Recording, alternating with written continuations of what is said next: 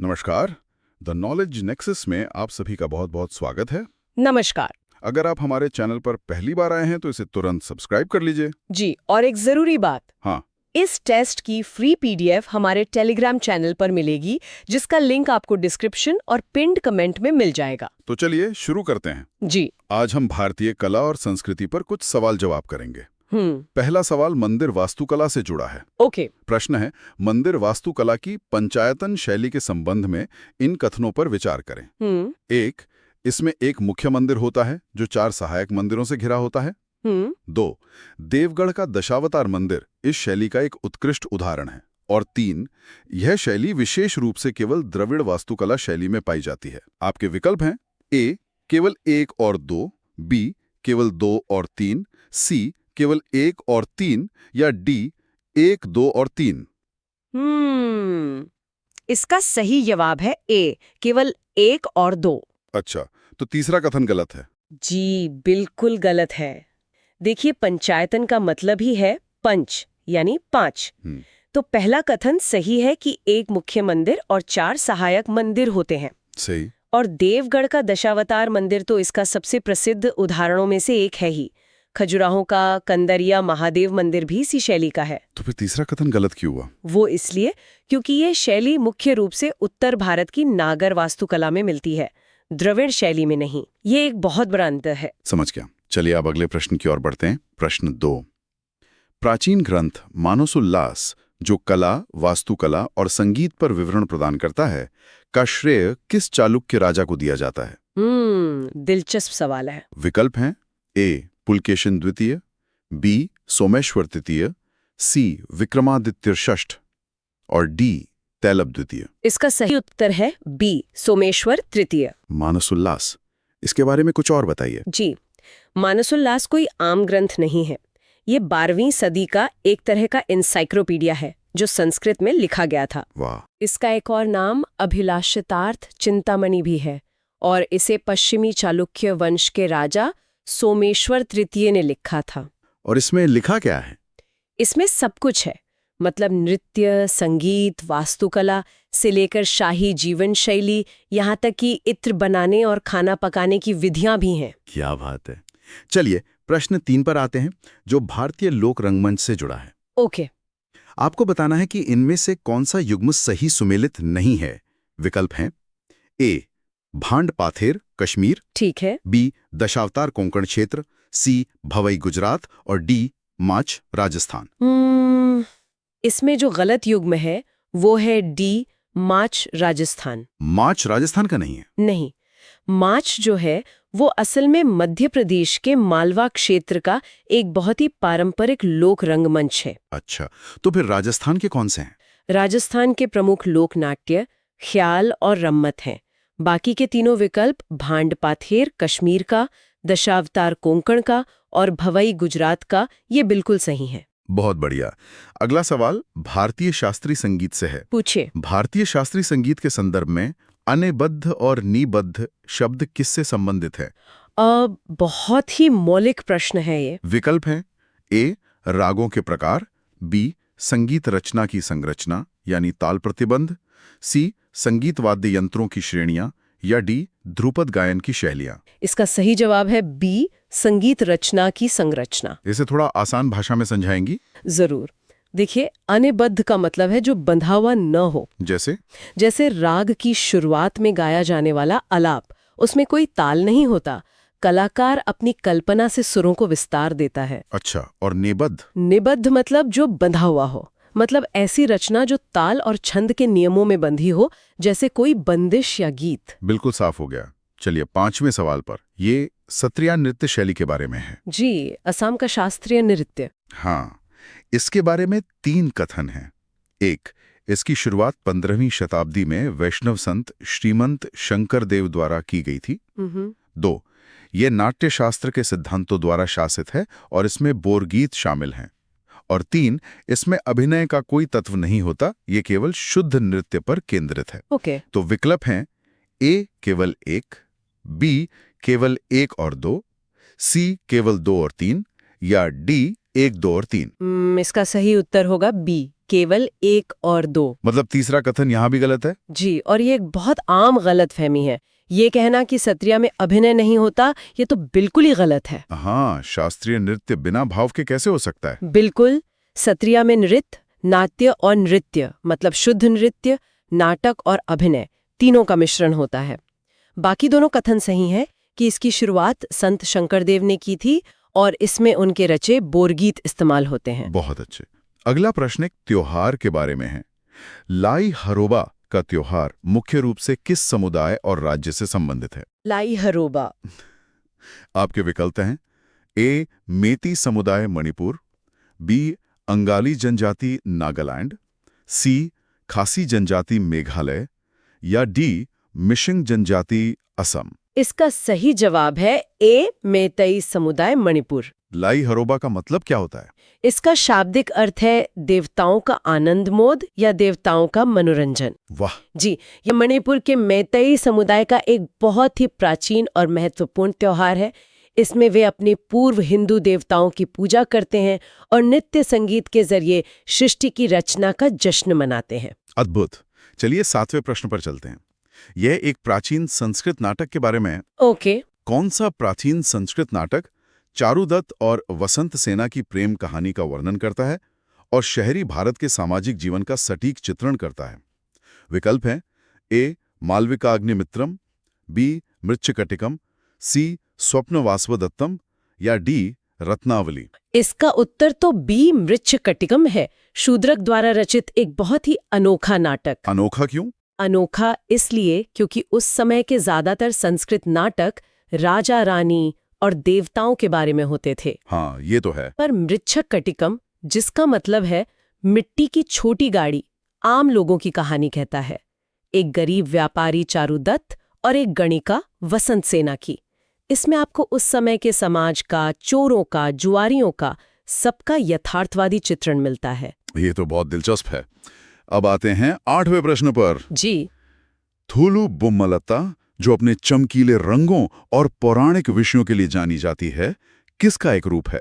विकल्प हैं option A Odisha की Pattachitra painting, option B Andhra Pradesh की छाया कठपुतली, ऑप्शन सी पश्चिम बंगाल की छड़ कठपुतली या ऑप्शन डी केरल की फर्श कला। इसका सही जवाब है बी आंध्र प्रदेश की छाया कठपुतली। छाया कठपुतली, पर इसमें चमकीले रंगों का क्या काम? छाया तो काली होती है। यही तो इसकी खासियत है। थोलू बुम्मलत्ता का मतलब ही है चमड़े की गुड़ियों का नृत्य। अच्छा। इसमें बकरी की खाल से बनी बड़ी और रंगीन कठपुतलियों का इस्तेमाल होता है और उन्हें दोनों तरफ से रंगा जाता है। तो जब पर्दे पे उनकी छाया पड़ती है तो वो रंगीन दिखती है। अरे वाह, ये तो मुझे पता नहीं था। चलिए 9वां प्रश्न, ये फिर से मंदिर वास्तुकला पर है, इस बार वेसर शैली। कथन है एक, यह एक संकर शैली है जो नागर और द्रविड़ दोनों शैलियों की विशेषताओं को जोड़ती है। जी। 2, बेलूर और हलेबिडू के होयसल मंदिर इस शैली के प्रमुख उदाहरण हैं।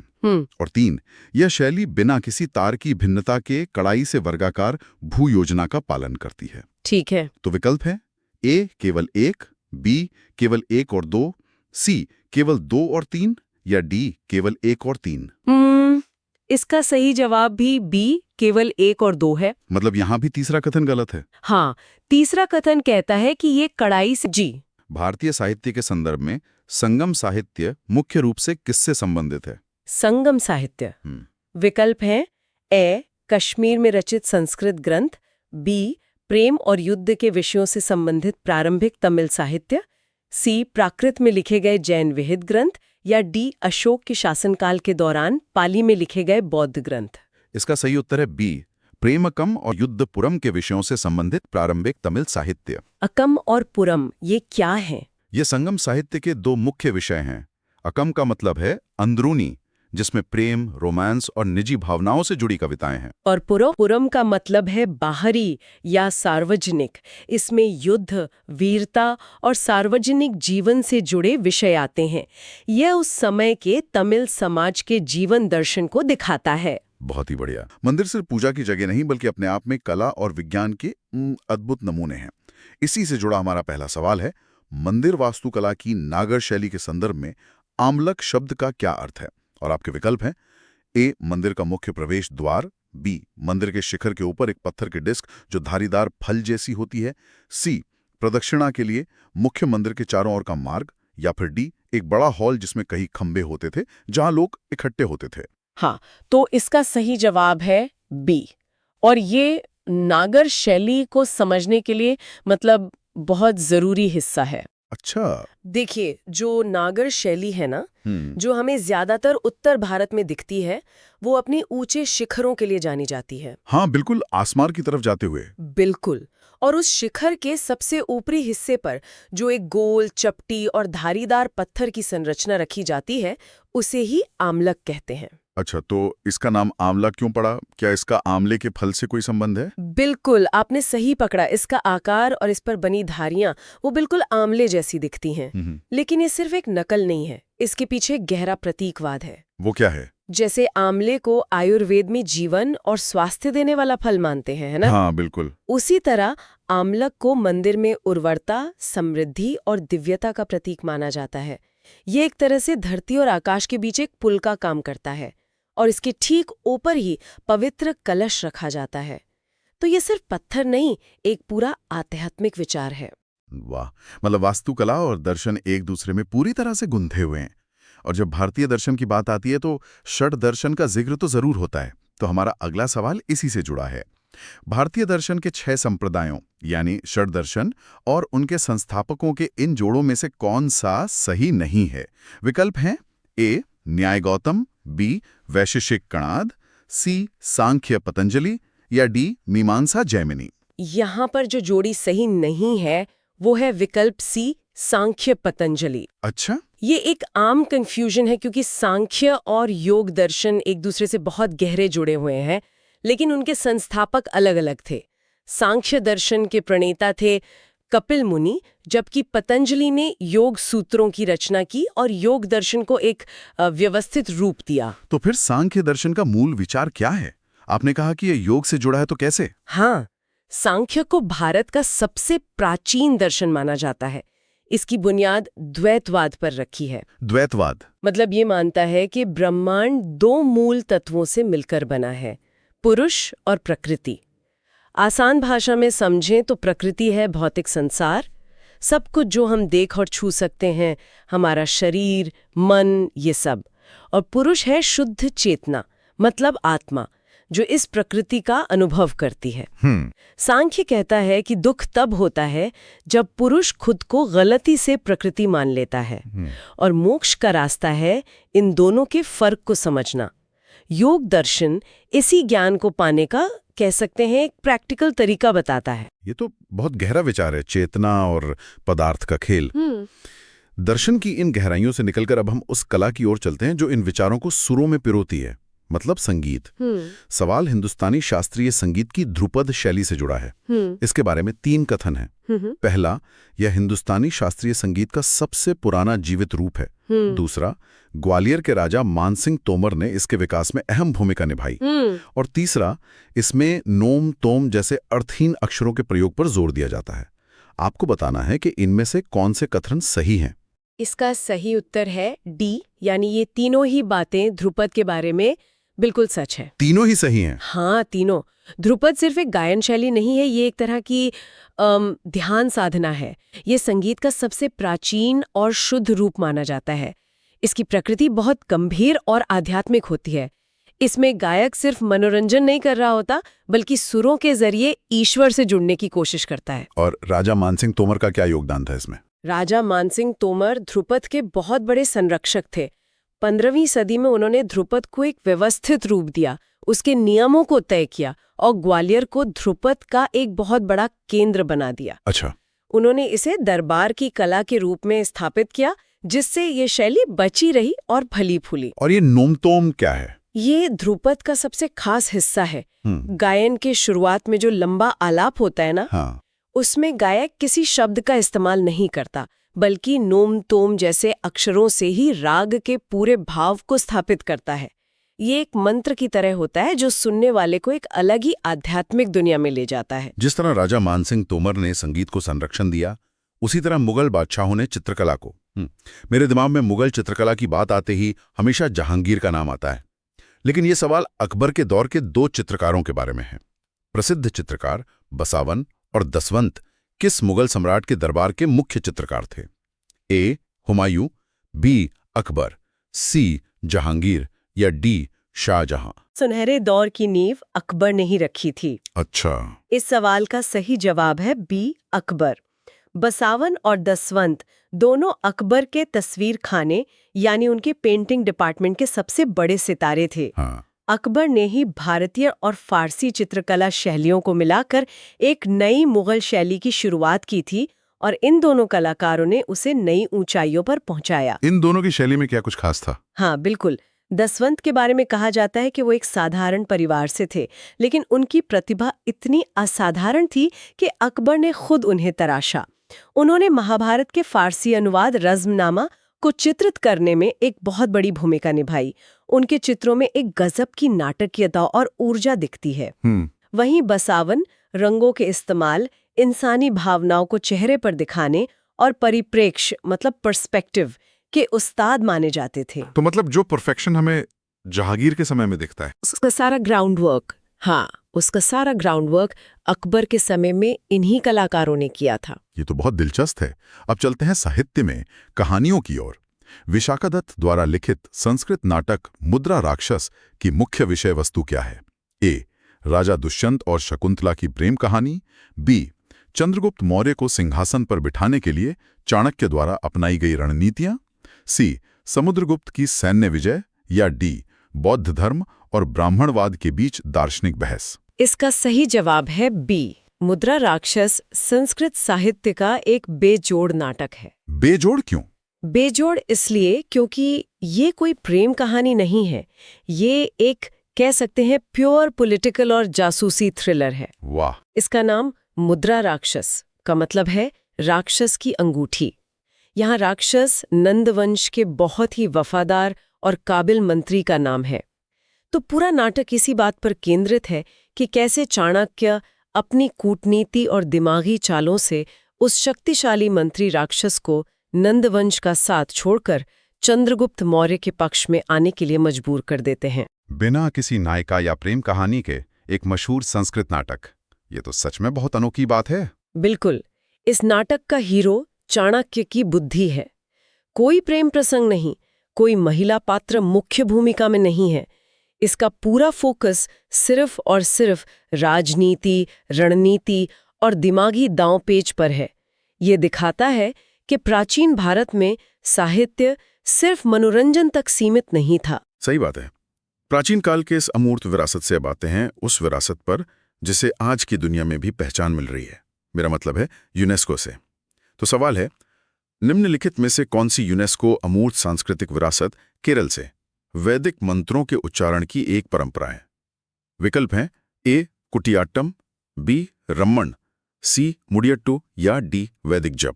ये सवाल थोड़ा पेचीदा लग सकता है क्योंकि कुटियाट्टम और मुडियट्टू भी केरल की कलाएं हैं और यूनेस्को की सूची में है। हाँ, इसीलिए ये कंफ्यूजिंग है। लेकिन इसका सही जवाब है डी वैदिक जप। यहाँ एक बारीक बात समझनी होगी। यूनेस्को ने किसी एक राज्य की नहीं बल्कि पूरे भारत के वैदिक जप की परंपरा को मान्यता दी है। अच्छा, तो ये सिर्फ केरल से नहीं जुड़ा है? परंपरा पूरे भारत की है, लेकिन इस मान्यता का एक बहुत बड़ा आधार केरल के नमूदिरी ब्राह्मणों द्वारा इस परंपरा का संरक्षण है। उन्होंने हजारों सालों से इन मंत्रों को, उनके उच्चारण की शुद्धता को मतलब पीढ़ी दर पीढ़ी बिना किसी बदलाव के जीवित रखा है। उनकी शैली को सबसे प्राचीन और शुद्ध माना जाता है। इसीलिए जब वैदिक जप की बात होती है तो केरल का जिक्र खास तौर पर आता है। ये स्पष्टीकरण बहुत जरूरी था। चलिए, वेदों से अब बौद्ध धर्म के साहित्य की ओर चलते हैं। यहाँ आपको 3 बौद्ध ग्रंथों को उनकी विषय वस्तु से मिलाना है। सूची 1 में है सुत्त पिटक, विनय पिटक और अभिधम्म पिटक, और सूची 2 में है ए भिक्षुओं के लिए अनुशासन के नियम, बी बुद्ध के उपदेश और शिक्षाएं, और सी शिक्षाओं का दार्शनिक विश्लेषण। इसका सही मिलान है विकल्प बी यानी 1B 2A 3C। हाँ, इन्हें याद रखने का एक बहुत आसान तरीका है। पिटक का मतलब होता है टोकरी, तो ये ज्ञान की 3 टोकरियां हैं। पहली है सुत्त पिटक। सुत्त पाली भाषा में सूत्र को कहते हैं, तो इसमें बुद्ध के मूल उपदेश हैं। दूसरी है विनय पिटक। विनय का मतलब ही होता है अनुशासन, तो इसमें बौद्ध संघ में रहने वाले भिक्षुओं के लिए नियम कानून है। और अभिधम्म पिटक, यहाँ अभि का क्या मतलब है? अभि का मतलब होता है उच्चतर या गहन। तो अभिधम्म पिटक में बुद्ध की शिक्षाओं का बहुत ही गहरा मनोवैज्ञानिक और दार्शनिक विश्लेषण किया गया है। अच्छा, मेटाफिजिक्स जैसा कुछ? हाँ, कह सकते हैं। तो ये बहुत व्यवस्थित है। पहले उपदेश सुत्त, फिर उन पर चलने वालों के लिए नियम विनय, और फिर उन उपदेशों का गहरा विश्लेषण अभिधम्म। इस तरह समझाया जाए तो भूलना मुश्किल है। बौद्ध धर्म के दर्शन से अब उसकी कला की ओर बढ़ते हैं। सवाल मूर्ति कला से है। मथुरा कला शैली मुख्य रूप से किस वंश के शासनकाल में फली फूली और किस खास सामग्री के उपयोग के लिए जानी जाती है? ए. गुप्त वंश, सफेद संगमरमर। बी. कुषाण वंश, लाल बलुआ पत्थर। सी. मौर्य वंश, पॉलिश किया हुआ ग्रेनाइट। या डी. सातवाहन वंश, सफेद चूना पत्थर। इसका सही जवाब है बी. कुषाण वंश और लाल बलुआ पत्थर। लाल बलुआ पत्थर। हाँ, मथुरा कला का स्वर्णकाल कुषाणों के समय, खासकर सम्राट कनिष्क के शासनकाल में आया। इस शैली की सबसे बड़ी पहचान है एक खास तरह के पत्थर का इस्तेमाल, लाल चित्तीदार बलुआ पत्थर यानी स्पॉटेड रेड सैंडस्टोन। लेकिन इसकी सबसे बड़ी ऐतिहासिक अहमियत पत्थर के रंग में नहीं, बल्कि इस बात में है कि इसी शैली में पहली बार बुद्ध को इंसान के रूप में दिखाया गया। एक मिनट, इसका क्या मतलब? इससे पहले बुद्ध की मूर्तियां नहीं बनती थीं? नहीं, बिल्कुल नहीं। इससे पहले जैसे सांची या भरहुत में बुद्ध की उपस्थिति को सिर्फ प्रतीकों के जरिए दर्शाया जाता था। अच्छा, जैसे कि खाली सिंहासन, उनके पैरों के निशान यानी पदचिन्ह, या फिर बोधि वृक्ष। ये पहली बार मथुरा के कलाकारों ने हिम्मत की और बुद्ध को एक योगी के रूप में, एक मानवीय काया में गढ़ा।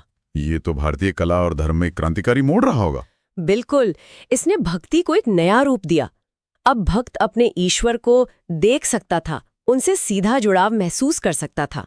वाह, कला के जरिए ईश्वर को ज्यादा मानवीय और सुलभ बना देना। चलिए अब मूर्तियां और मंदिरों से निकलकर लोगों के बीच उनके त्योहारों की बात करते हैं। ओडिशा में धरती माता यानी भूदेवी के मासिक धर्म की अवधि को मनाने के लिए कौन सा त्योहार मनाया जाता है? ए. नुआखाई, बी. राजा परवा, सी. बाली यात्रा या डी. धनु यात्रा। इसका सही जवाब है बी. राजा परवा, और ये भारत के सबसे अनोखे त्योहारों में से एक है। अनोखा क्यों? इसे मिथुन संक्रांति भी कहते हैं और ये 3 दिनों तक चलता है। इसके पीछे की मान्यता बहुत ही सुंदर और गहरी है।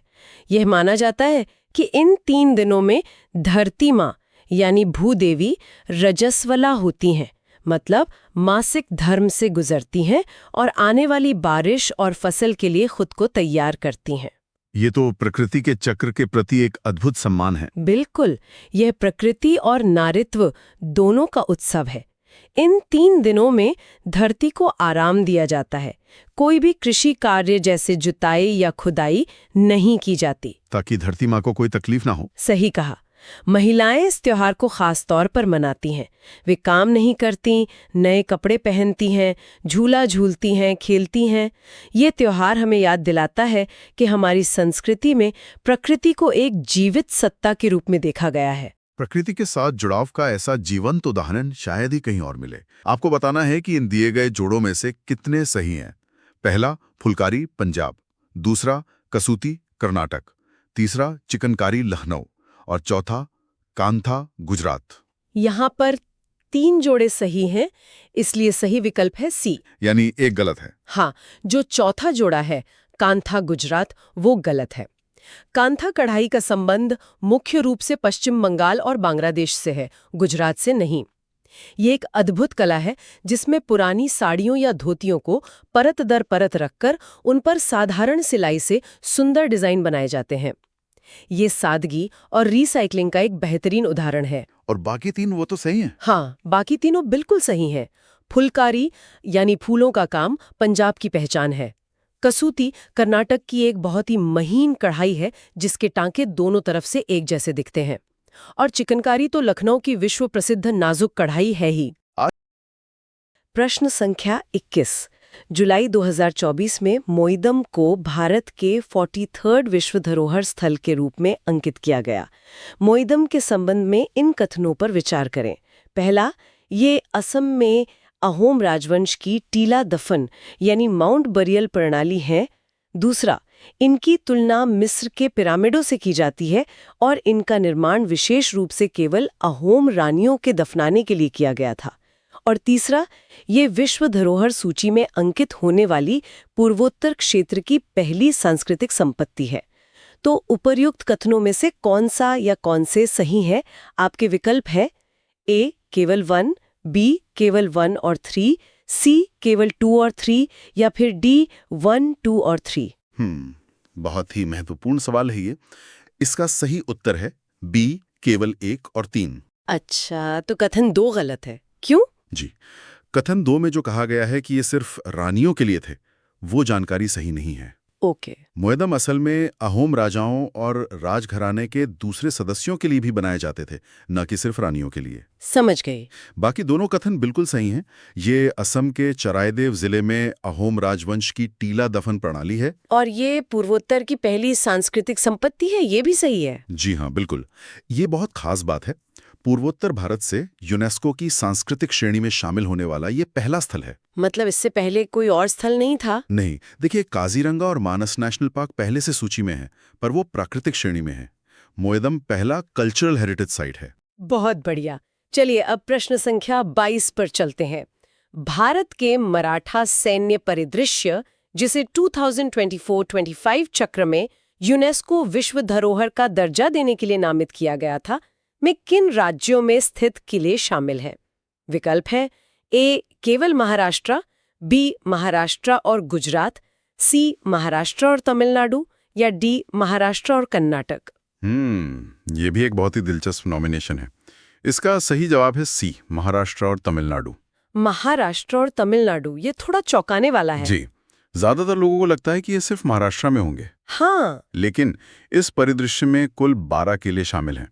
इनमें से 11 तो महाराष्ट्र में हैं, जैसे शिवनेरी, रायगढ़, लोहागढ़। और 12वां किला तमिलनाडु में है, जिसका नाम है जिंजी किला। जिंजी किला, वाह। जी, यह 17वीं से 19वीं शताब्दी के बीच मराठाओं की जो रणनीतिक सैन्य शक्ति थी उसको दर्शाता है। मतलब उनका प्रभाव तमिलनाडु तक था। दी कविता संग्रह फिर उगना के लिए साहित्य अकादमी युवा पुरस्कार 2025 से सम्मानित किया गया है। ए गौरव पांडे, बी पार्वती तिर्की, सी सुशील शुक्ला या डी अतुल कुमार राय। ये पुरस्कार साहित्य के क्षेत्र में बहुत प्रतिष्ठित माने जाते हैं। जी, इसका सही उत्तर है बी पार्वती तिर्की। पार्वती तिर्की उनके कविता संग्रह फिर उगना के लिए। जी हाँ, और यहाँ एक और जानकारी देना चाहूंगा। बताइए। विकल्प सी में जो नाम है सुशील शुक्ला जी का, उन्हें 2025 का बाल साहित्य पुरस्कार मिला है। अच्छा, बाल साहित्य पुरस्कार। जी, उनकी कृति 1/12 के लिए। तो ये दोनों ही नाम महत्वपूर्ण हैं। ठीक है, ये याद रखेंगे। अब प्रश्न संख्या 24, ये मैच द पेयर यानी सुमेलन वाला सवाल है। हाल ही में भौगोलिक संकेतक यानी जीआई टैग प्राप्त करने वाले उत्पादों को उनके संबंधित राज्यों के साथ सुमेलित करें। सूची 1 में है 1 कच्छ अजरक, 2 रूपा तारक, 3 माजुली मुखौटे और 4 बनारस तिरंगी बर्फी। और सूची 2 में राज्य है ए उड़ीसा, बी गुजरात, सी उत्तर प्रदेश और डी असम। आपके कूट नीचे दिए गए हैं, मैं पढ़ देती हूँ। ए 1B, 2A, 3D, 4C, B 1B, 2C, 3D, 4A, C 1A, 2B, 3C, 4D, D 1D, 2A, 3B, 4C। GI tag से जुड़े सवाल अक्सर पूछे जाते हैं। जी, इसका सही मिलान है विकल्प ए। विकल्प ए यानी 1B, 2A, 3D और 4C। बिल्कुल, इसको थोड़ा समझ लेते हैं। हाँ, बताइए। कच्छ अजरक, जैसा कि नाम से ही जाहिर है, गुजरात का एक प्रसिद्ध कपड़ा शिल्प है। ठीक है। रूपा तारक सी, जिसे सिल्वर फिलिग्री भी कहते हैं, वो कटक उड़ीसा की बहुत ही महीन चांदी की नक्काशी है। ओके, तो रूपा तारक सी उड़ीसा से। जी, माजुली मखौटे असम की सत्रिया संस्कृति का एक बहुत ही जरूरी हिस्सा हैं। और बनारस तिरंगी बर्फी, वो तो बनारस यानी उत्तर प्रदेश की एक मशहूर मिठाई है। तो इस तरह से विकल्प ए सही है। बहुत अच्छे से समझाया आपने। अगला प्रश्न, प्रश्न संख्या 25।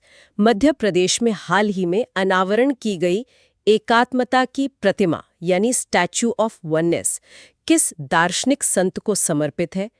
ए रामानुजाचार्य, बी आदि शंकराचार्य, सी वल्लभाचार्य या D Sant Ravidas? Statue of oneness, इसका सही उत्तर है बी आदि शंकराचार्य। आदि शंकराचार्य, इसके बारे में कुछ और बताइए। जी, ये आदि शंकराचार्य की 108 फीट ऊंची प्रतिमा है। 108 फीट कहाँ पर है ये?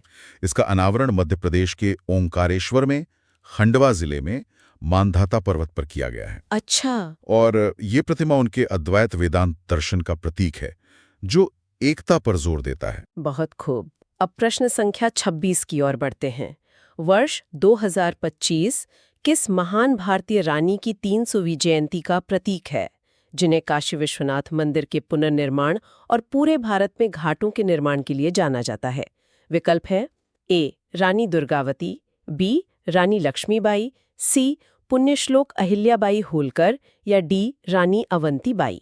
इसका सही उत्तर है सी पुण्यश्लोक अहिल्याबाई होलकर। अहिल्याबाई होलकर, उनकी 300वीं जयंती। जी, उनका जन्म 1725 में हुआ था और 31 मई 2025 से उनकी 300वीं जयंती मतलब ट्राइसेंटेनरी समारोह शुरू हुआ है। और उनके योगदान के बारे में? उन्होंने महेश्वर को अपनी राजधानी बनाया और सोमनाथ, काशी विश्वनाथ, गया ऐसे कई महत्वपूर्ण मंदिरों का जीर्णोद्धार करवाया था। अच्छा, यहाँ एक और बात, रानी दुर्गावती की भी कोई जयंती हाल ही में मनाई गई थी? हाँ, बहुत अच्छा सवाल है। रानी दुर्गावती की 500वीं जयंती वर्ष 2024 में मनाई गई थी। तो ये दोनों ही याद रखने लायक हैं। बिल्कुल। अब प्रश्न संख्या 27। ग्वालियर को हाल ही में यूनेस्को के क्रिएटिव सिटीज नेटवर्क UCCN में शामिल किया गया था। इसे किस श्रेणी के तहत मान्यता दी गई थी? ए साहित्य का शहर, बी संगीत का शहर, सी पाक कला का शहर या डी शिल्प और लोक कला का शहर? इसका सही उत्तर है बी संगीत का शहर यानी सिटी ऑफ म्यूजिक। संगीत का शहर क्यों? तानसेन की वजह से? हाँ, एक तो महान संगीतकार तानसेन की जन्मस्थली होने की वजह से और दूसरा प्रसिद्ध ग्वालियर घराना भी यहीं का है। अच्छा, और इसी के साथ एक और शहर को भी दर्जा मिला था। वो कौन सा? केरल के कोझिकोड को। उसे साहित्य का शहर यानी सिटी ऑफ लिटरेचर घोषित किया गया था। अच्छा, तो ग्वालियर संगीत का शहर और कोझिकोड साहित्य का शहर। जी बिल्कुल। चलिए अगला प्रश्न देखते हैं। प्रश्न 28। सूर्य तिलक की घटना, जिसे राम नवमी 2024 पर अयोध्या में आधुनिक प्रकाशिकी का उपयोग करके सफलतापूर्वक निष्पादित किया गया था, मूल रूप से किस प्राचीन मंदिर के वास्तुशिल्प चमत्कार से प्रेरित है? ए कोणार्क सूर्य मंदिर उड़ीसा, बी मोढेरा सूर्य मंदिर गुजरात, सी मार्तंड सूर्य मंदिर कश्मीर या डी विरूपाक्ष मंदिर हम्पी? सूर्य तिलक ये बहुत चर्चा में रहा था। इसकी प्रेरणा ली गई है ए कोणार्क सूर्य मंदिर ओडिशा से। कोणार्क सूर्य मंदिर से कैसे? देखिए, कोणार्क मंदिर को ऐसे बनाया गया था कि सूर्य की पहली किरणें सीधे गर्भगृह में मूर्ति पर पड़ती थी। ये प्राचीन भारतीय वास्तुशिल्प का एक अद्भुत नमूना है। तो अयोध्या में भी ऐसा ही किया गया? अयोध्या में इसी सिद्धांत को आधुनिक तकनीक से मतलब एक ऑप्टोमैकेनिकल सिस्टम से दोबारा बनाया गया। ऑप्टोमैकेनिकल सिस्टम मतलब लेंस और शीशों का इस्तेमाल करके? जी हाँ, दर्पण और लेंस की एक पूरी प्रणाली का उपयोग करके सूर्य की किरणों को भगवान राम की मूर्ति के मस्तक तक पहुंचाया गया। सच में अद्भुत है ये। अब प्रश्न संख्या 29। हॉर्नबिल फेस्टिवल, जिसे अक्सर त्योहारों का त्योहार कहा जाता है, भारत के किस राज्य में और किस महीने में मनाया जाता है? आपके विकल्प हैं ए अरुणाचल प्रदेश जनवरी, बी नागालैंड दिसंबर, सी मणिपुर नवंबर या डी मिजोरम मार्च? त्योहारों का त्योहार हॉर्नबिल फेस्टिवल, इसका सही उत्तर है बी नागालैंड दिसंबर। नागालैंड में दिसंबर के महीने में? जी, ये हर साल नागालैंड में 1 से 10 दिसंबर तक मनाया जाता है। और कहां पर इसका आयोजन होता है? इसका आयोजन कोहिमा के पास किसामा हेरिटेज विलेज में होता है। या त्योहार नागा जनजातियों की जो समृद्ध सांस्कृतिक विरासत है उसे प्रश्न संख्या 30। हाल ही में मध्य प्रदेश के उज्जैन में प्रसादम पहल शुरू की गई। इस पहल का प्राथमिक उद्देश्य क्या है? ए. तीर्थयात्रियों को मुफ्त भोजन प्रदान करना। बी. एक स्वच्छ और स्वस्थ फूड स्ट्रीट स्थापित करना। सी. महाकाल मंदिर में जैविक प्रसाद वितरित करना। या डी. मंदिर के दान के डिजिटलीकरण को बढ़ावा देना। प्रसादम पहल, इसका सही उत्तर है बी, एक स्वच्छ और स्वस्थ फूड स्ट्रीट स्थापित करना। स्वच्छ और स्वस्थ फूड स्ट्रीट? जी। यह देश की पहली healthy and hygienic food street है जिसका उद्घाटन केंद्रीय स्वास्थ्य मंत्रालय ने उज्जैन में किया। अच्छा, तो इसका मुख्य उद्देश्य क्या है? इसका मुख्य उद्देश्य है महाकालेश्वर मंदिर आने वाले भक्तों को शुद्ध, सुरक्षित और वहां के स्थानीय व्यंजन उपलब्ध कराना। ये तो बहुत ही अच्छी प्रश्न संख्या 41 गांधार कला शैली के बारे में है। इसमें 3 कथन हैं। पहला, इसका विकास कुषाणों के अधीन भारतीय उपमहाद्वीप के उत्तर पश्चिमी भाग में हुआ। दूसरा, ये यूनानी और रोमन कला परंपराओं से अत्यधिक प्रभावित थी। और तीसरा कथन है कि इसमें मूर्तियां बनाने के लिए विशेष रूप से केवल सफेद संगमरमर का उपयोग किया जाता था। तो विकल्प हैं ए केवल 1 और 2, बी केवल 2 और 3, सी केवल 1 और 3 या डी 1, 2 और 3। देखिए, इसका सही जवाब है ए, केवल 1 और 2। अच्छा, तो तीसरा कथन गलत है? जी, तीसरा कथन बिल्कुल गलत है और ये एक बहुत ही आम गलतफहमी है। गांधार कला की जो पहचान है वो सफेद संगमरमर नहीं है। तो फिर क्या इस्तेमाल होता था? इसमें मुख्य रूप से नीले धूसर रंग का बलुआ पत्थर ब्लू ग्रे सैंडस्टोन इस्तेमाल हुआ है। बाद में प्लास्टर और मिट्टी का भी काम मिलता है। अच्छा। सफेद संगमरमर का जो प्रयोग है वो अमरावती शैली की खासियत है, गांधार की नहीं। समझ गया। और पहले 2 कथन सही हैं? हाँ, वो बिल्कुल सही है। इसका विकास उत्तर पश्चिम में कुषाणों के समय ही हुआ और इस पर यूनानी रोमन प्रभाव तो इतना साफ है कि उसे इंडो ग्रीक कला भी कहते हैं। इंडो ग्रीक मतलब विषय भारतीय और स्टाइल ग्रीक। एकदम सही। विषय था बौद्ध धर्म, लेकिन बनाने की जो शैली थी वो यूनानी थी। बहुत बढ़िया। चलिए अगले प्रश्न पर चलते हैं। प्रश्न 42, इसमें प्राचीन विश्वविद्यालयों को उनके संस्थापकों के साथ मिलाना है। सूची 1 में है नालंदा, विक्रमशिला, वल्लभी और ओदंतपुरी विश्वविद्यालय। और सूची 2 में है धर्मपाल, कुमारगुप्त प्रथम, भट्टार्क और गोपाल। तो इसके विकल्प थोड़े लंबे हैं। ए 1A 2B 3C 4D, B 1B 2A 3C 4D। मैं बताऊं? हाँ बताइए। इसका सही उत्तर है बी, मतलब 1B 2A 3C और 4D। अच्छा, तो इसे थोड़ा विस्तार से समझा दीजिए। जरूर। देखिए, नालंदा विश्वविद्यालय की स्थापना गुप्त शासक कुमारगुप्त प्रथम ने की थी। ठीक है, तो 1 का बी हो गया। जी। फिर है विक्रमशिला, जिसकी स्थापना पाल राजा धर्मपाल ने की थी। ये वज्रयान बौद्ध धर्म का बहुत बड़ा केंद्र था। तो 2 का ए। सही। तीसरा है वल्लभी, जो गुजरात में था। इसकी स्थापना मैत्रिक वंश के भट्टार्क ने की थी और ये हीनयान का केंद्र था। तो 3 का सी सही है। और बचा उदंतपुरी, मतलब 4 का डी। हाँ, उदयपुरी की स्थापना पाल वंश के संस्थापक गोपाल ने की थी। बहुत स्पष्ट। अब आते हैं प्रश्न 43 पर। यह नृत्य कला से जुड़ा है। सवाल है, आंध्र प्रदेश का एक शास्त्रीय नृत्य कुचिपुड़ी तरंगम नामक एक विशेषता के लिए प्रसिद्ध है। इसमें क्या शामिल है? खास है। विकल्प है ए सिर पर पानी का घड़ा रखकर नृत्य करना, बी पीतल की थाली के किनारों पर नृत्य करना, सी पैरों की गतिविधियों से फर्श पर चित्र बनाना, या डी नृत्य करते समय जटिल संस्कृत श्लोकों का पाठ करना। तो इसका सही जवाब है बी, पीतल की थाली के किनारों पर नृत्य करना। ये तो सुनने में ही बहुत मुश्किल लग रहा है भी मुश्किल। तरंगम जो है वो कुचिपुड़ी की एक बहुत ही अनोखी और कठिन तकनीक है। इसमें डांसर अपने पैरों को एक पीतल की थाली के किनारों पर रखता है। अच्छा। और फिर उसी पर संतुलन बनाते हुए लय के साथ नृत्य करता है। कमाल है। कभी कभी सिर पर पानी का बर्तन भी रखते हैं, लेकिन जो मुख्य विशेषता है वो थाली पर नृत्य करना ही है। समझ गया। चलिए अब वास्तुकला की ओर बढ़ते हैं। प्रश्न 44, पियत्रा ड्यूरा और अराबेस्क शब्द भारतीय सांस्कृतिक विरासत के किस पहलू से संबंधित हैं? विकल्प है ए लघु चित्रकला की शैलियां, कर्नाटक संगीत के रूप, या प्राचीन धातु विज्ञान की विधियां। ये तो मुगल वास्तुकला से जुड़ा है। तो सही उत्तर है बी पिएत्रा ड्यूरा। ये ताजमहल में देखने को मिलता है ना? बिल्कुल। पिएत्रा ड्यूरा को परचिनकारी भी कहते हैं। ये संगमरमर जैसी सतह पर कीमती और अर्ध कीमती पत्थरों को जड़ने की एक सजावटी तकनीक है। अच्छा। और ताजमहल तो इसका सबसे प्रसिद्ध उदाहरण है ही। और अरबेस्क क्या है? अरबस्क एक सजावटी शैली है जिसमें ज्यामितीय पैटर्न और फूल पत्तियों के डिजाइन का इस्तेमाल होता है। ये दोनों ही मुगल वास्तुकला की पहचान है। बिल्कुल। अब आते हैं प्रश्न 45 पर, जो वेदों से संबंधित है। निम्नलिखित में से किस वेद में ध्रुपद राग की उत्पत्ति के स्रोत मिलते हैं और जो मुख्य रूप से धुनों और मंत्रों का संग्रह है? विकल्प: ए ऋग्वेद, बी सामवेद, सी यजुर्वेद या डी अथर्ववेद। इसका जवाब तो संगीत में रुचि रखने वाले लगभग सभी लोग जानते होंगे। सामवेद। जी हाँ, सामवेद। सामवेद को भारतीय शास्त्रीय संगीत और नृत्य की जड़ माना जाता है। साम का मतलब ही होता है गान या धुन।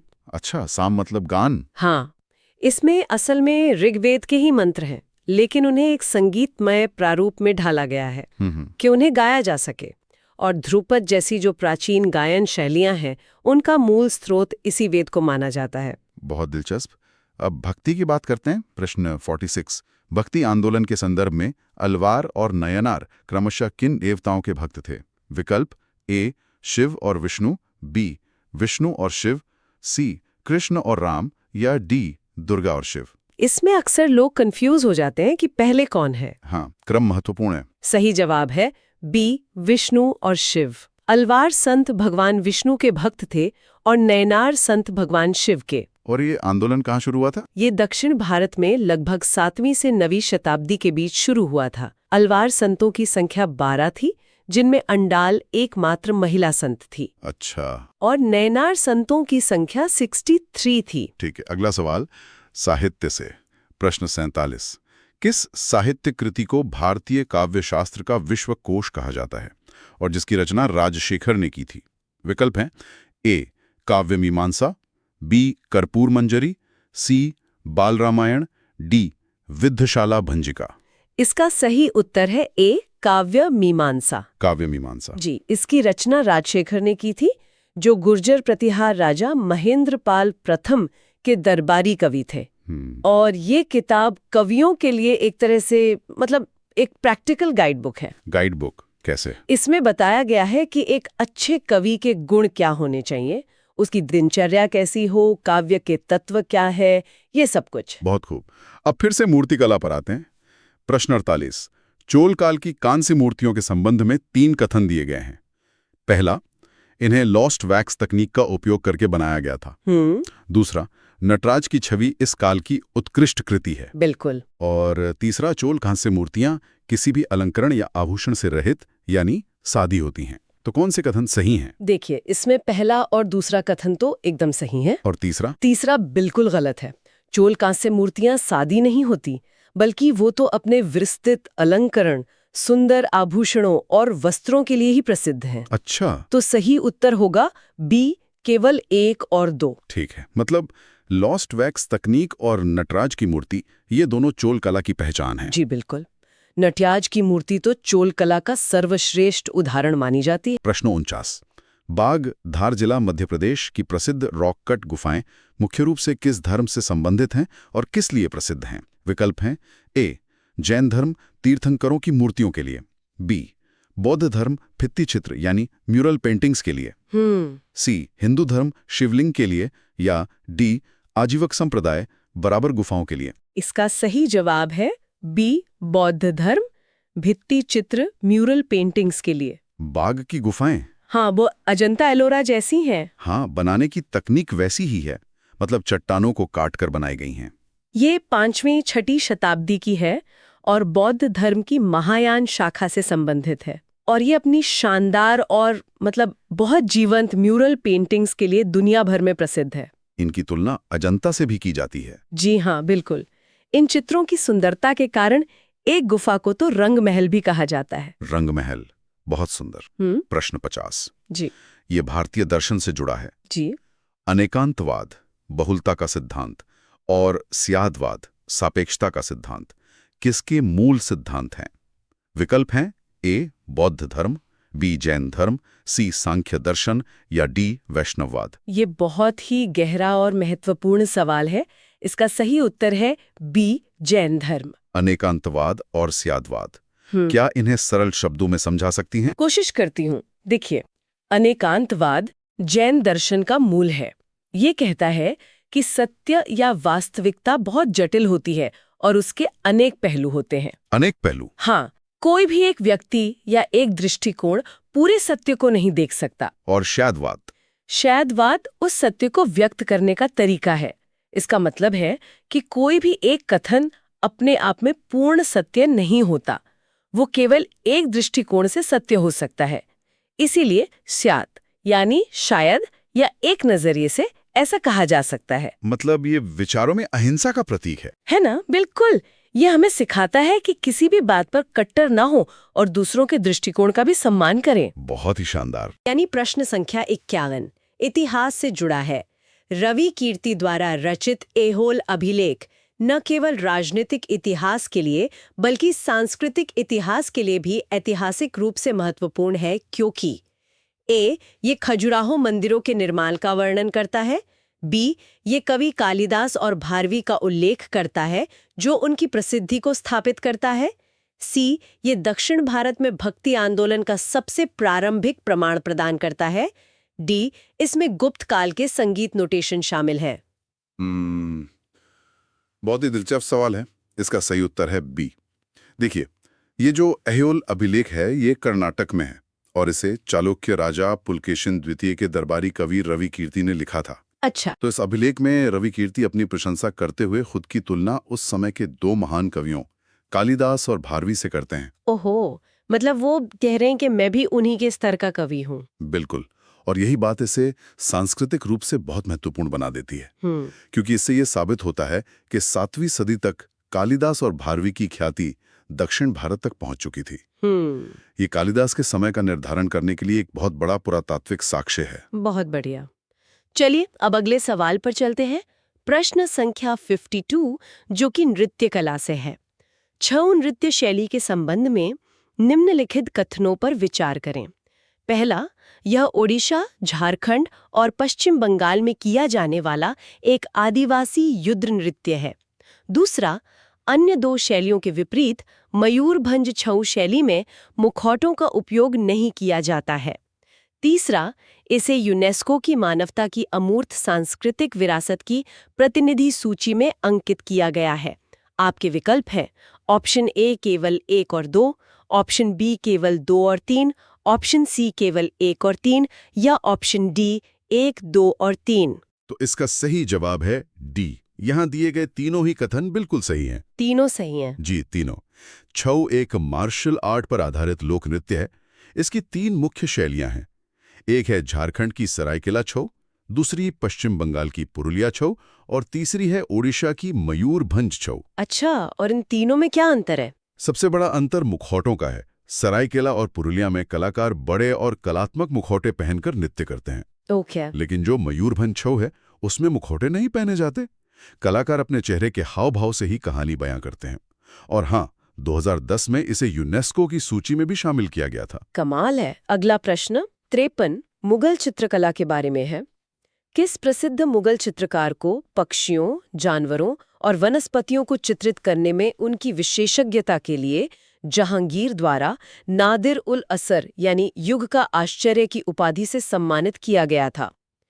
ए बिशनदास, बी उस्ताद मंसूर, सी अबुल हसन, डी गोवर्धन। ये तो एक बहुत ही प्रसिद्ध सवाल है। इसका सही जवाब है बी उस्ताद मंसूर।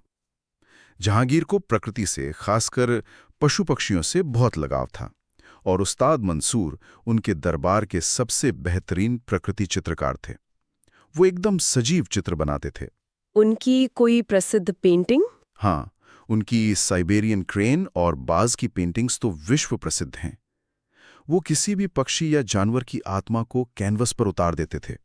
इसीलिए जहांगीर ने उन्हें नादिर उल असर कहा। और अबुल हसन, उन्हें भी कोई उपाधि मिली थी? जी, अबुल हसन को नादिर उल जमा की उपाधि मिली थी, लेकिन वो इंसानों के चित्र मतलब पोर्ट्रेट बनाने में माहिर थे। प्रकृति के लिए मंसूर ही सर्वश्रेष्ठ थे। बहुत अच्छे। अब आते हैं प्रश्न 54 पर, जो भारतीय वास्तुकला से संबंधित है।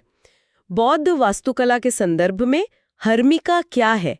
ए, प्रदक्षिणा के लिए उपयोग किया जाने वाला मार्ग। बी, स्तूप के गुंबद के ऊपर एक चौकोर रेलिंग जैसी संरचना जो देवताओं के निवास का प्रतिनिधित्व करती है। सी, छत्र को सहारा देने वाला केंद्रीय स्तंभ। डी, मूर्तियों से सजाया गया स्तूप का प्रवेश द्वार।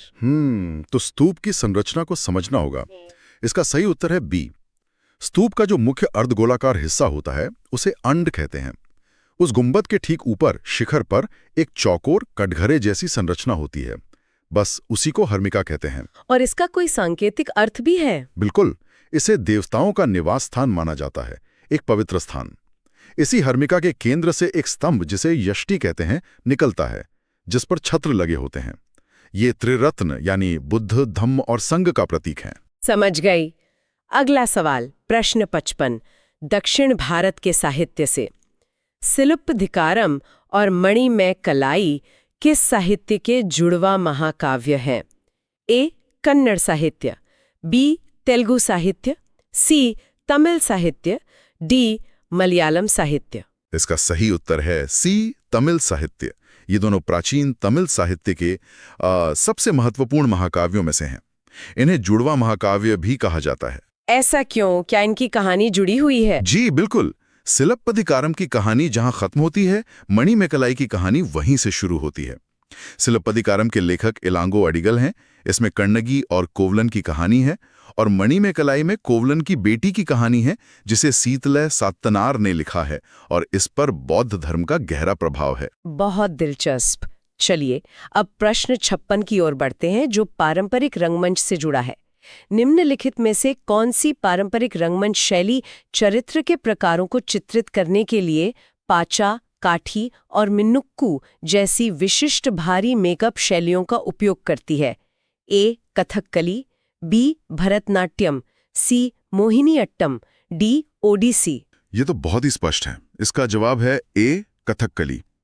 कथकली, जो केरल का नृत्य नाटक है, अपने विस्तृत और सांकेतिक मेकअप के लिए ही जाना जाता है। यह मेकअप सिर्फ सजावट नहीं है, ये अपने आप में एक भाषा है। भाषा मतलब हर रंग का एक मतलब होता है? एकदम। जैसे पाचा यानी हरा रंग सात्विक और वीर पात्रों के लिए होता है, जैसे कृष्ण या अर्जुन। काठी, जिसमें हरे के साथ लाल रंग भी होता है, वो राजसी लेकिन दुष्ट पात्रों के लिए है, जैसे रावण। और मिनुक्कू? मिनुक्कू, जो हल्का पीला या तेजस्वी मेकअप होता है, वो महिलाओं और ऋषियों के लिए इस्तेमाल किया जाता है। तो कलाकार के मंच पर आते ही आप उसका चरित्र समझ जाते हैं। वाह, ये तो कमाल है। अब प्रश्न 57, एक ऐतिहासिक ग्रंथ के बारे में। 12वीं शताब्दी में लिखित कल्हण द्वारा लिखित राजतरंगिणी एक अद्वितीय ऐतिहासिक ग्रंथ है, क्योंकि ए, यह आदि शंकराचार्य की पहली जीवनी है। बी, इसे भारत का पहला प्रामाणिक ऐतिहासिक वृत्तांत माना जाता है, जो कश्मीर के इतिहास से संबंधित है। सी, यह महाभारत का फारसी में अनुवाद है।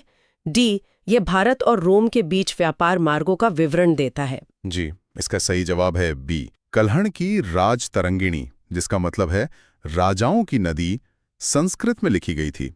इसे भारत का पहला व्यवस्थित और प्रामाणिक ऐतिहासिक ग्रंथ माना जाता है। ऐसा क्या खास था इसमें? कल्हण ने सिर्फ सुनी सुनाई बातों पर नहीं लिखा। उन्होंने पुराने दस्तावेज, शिलालेख, सिक्के, इन सब की जांच पड़ताल करके इतिहास लिखा। उन्होंने घटनाओं को कालक्रम के अनुसार यानी क्रोनोलॉजिकल ऑर्डर में रखने की कोशिश की, जो उस समय के लिए एक बहुत बड़ी बात थी। यह ग्रंथ कश्मीर के इतिहास पर केंद्रित है। बहुत खूब। अब आते हैं प्रश्न 58 पर, जो भारतीय हस्तशिल्प के बारे में है। भारतीय हस्तशिल्प के संदर्भ में कलमकारी कला का क्या अर्थ है? ए, मुख्य रूप से आंध्र प्रदेश से प्राकृतिक रंगों का उपयोग करके हाथ से पेंट किया गया या ब्लॉक प्रिंटेड सूती वस्त्र। बी, अरुणाचल प्रदेश में बांस की लुगदी से बना हस्त निर्मित कागज। सी, वाराणसी में बिना किसी जोड़ के उपयोग किए लकड़ी के खिलौने।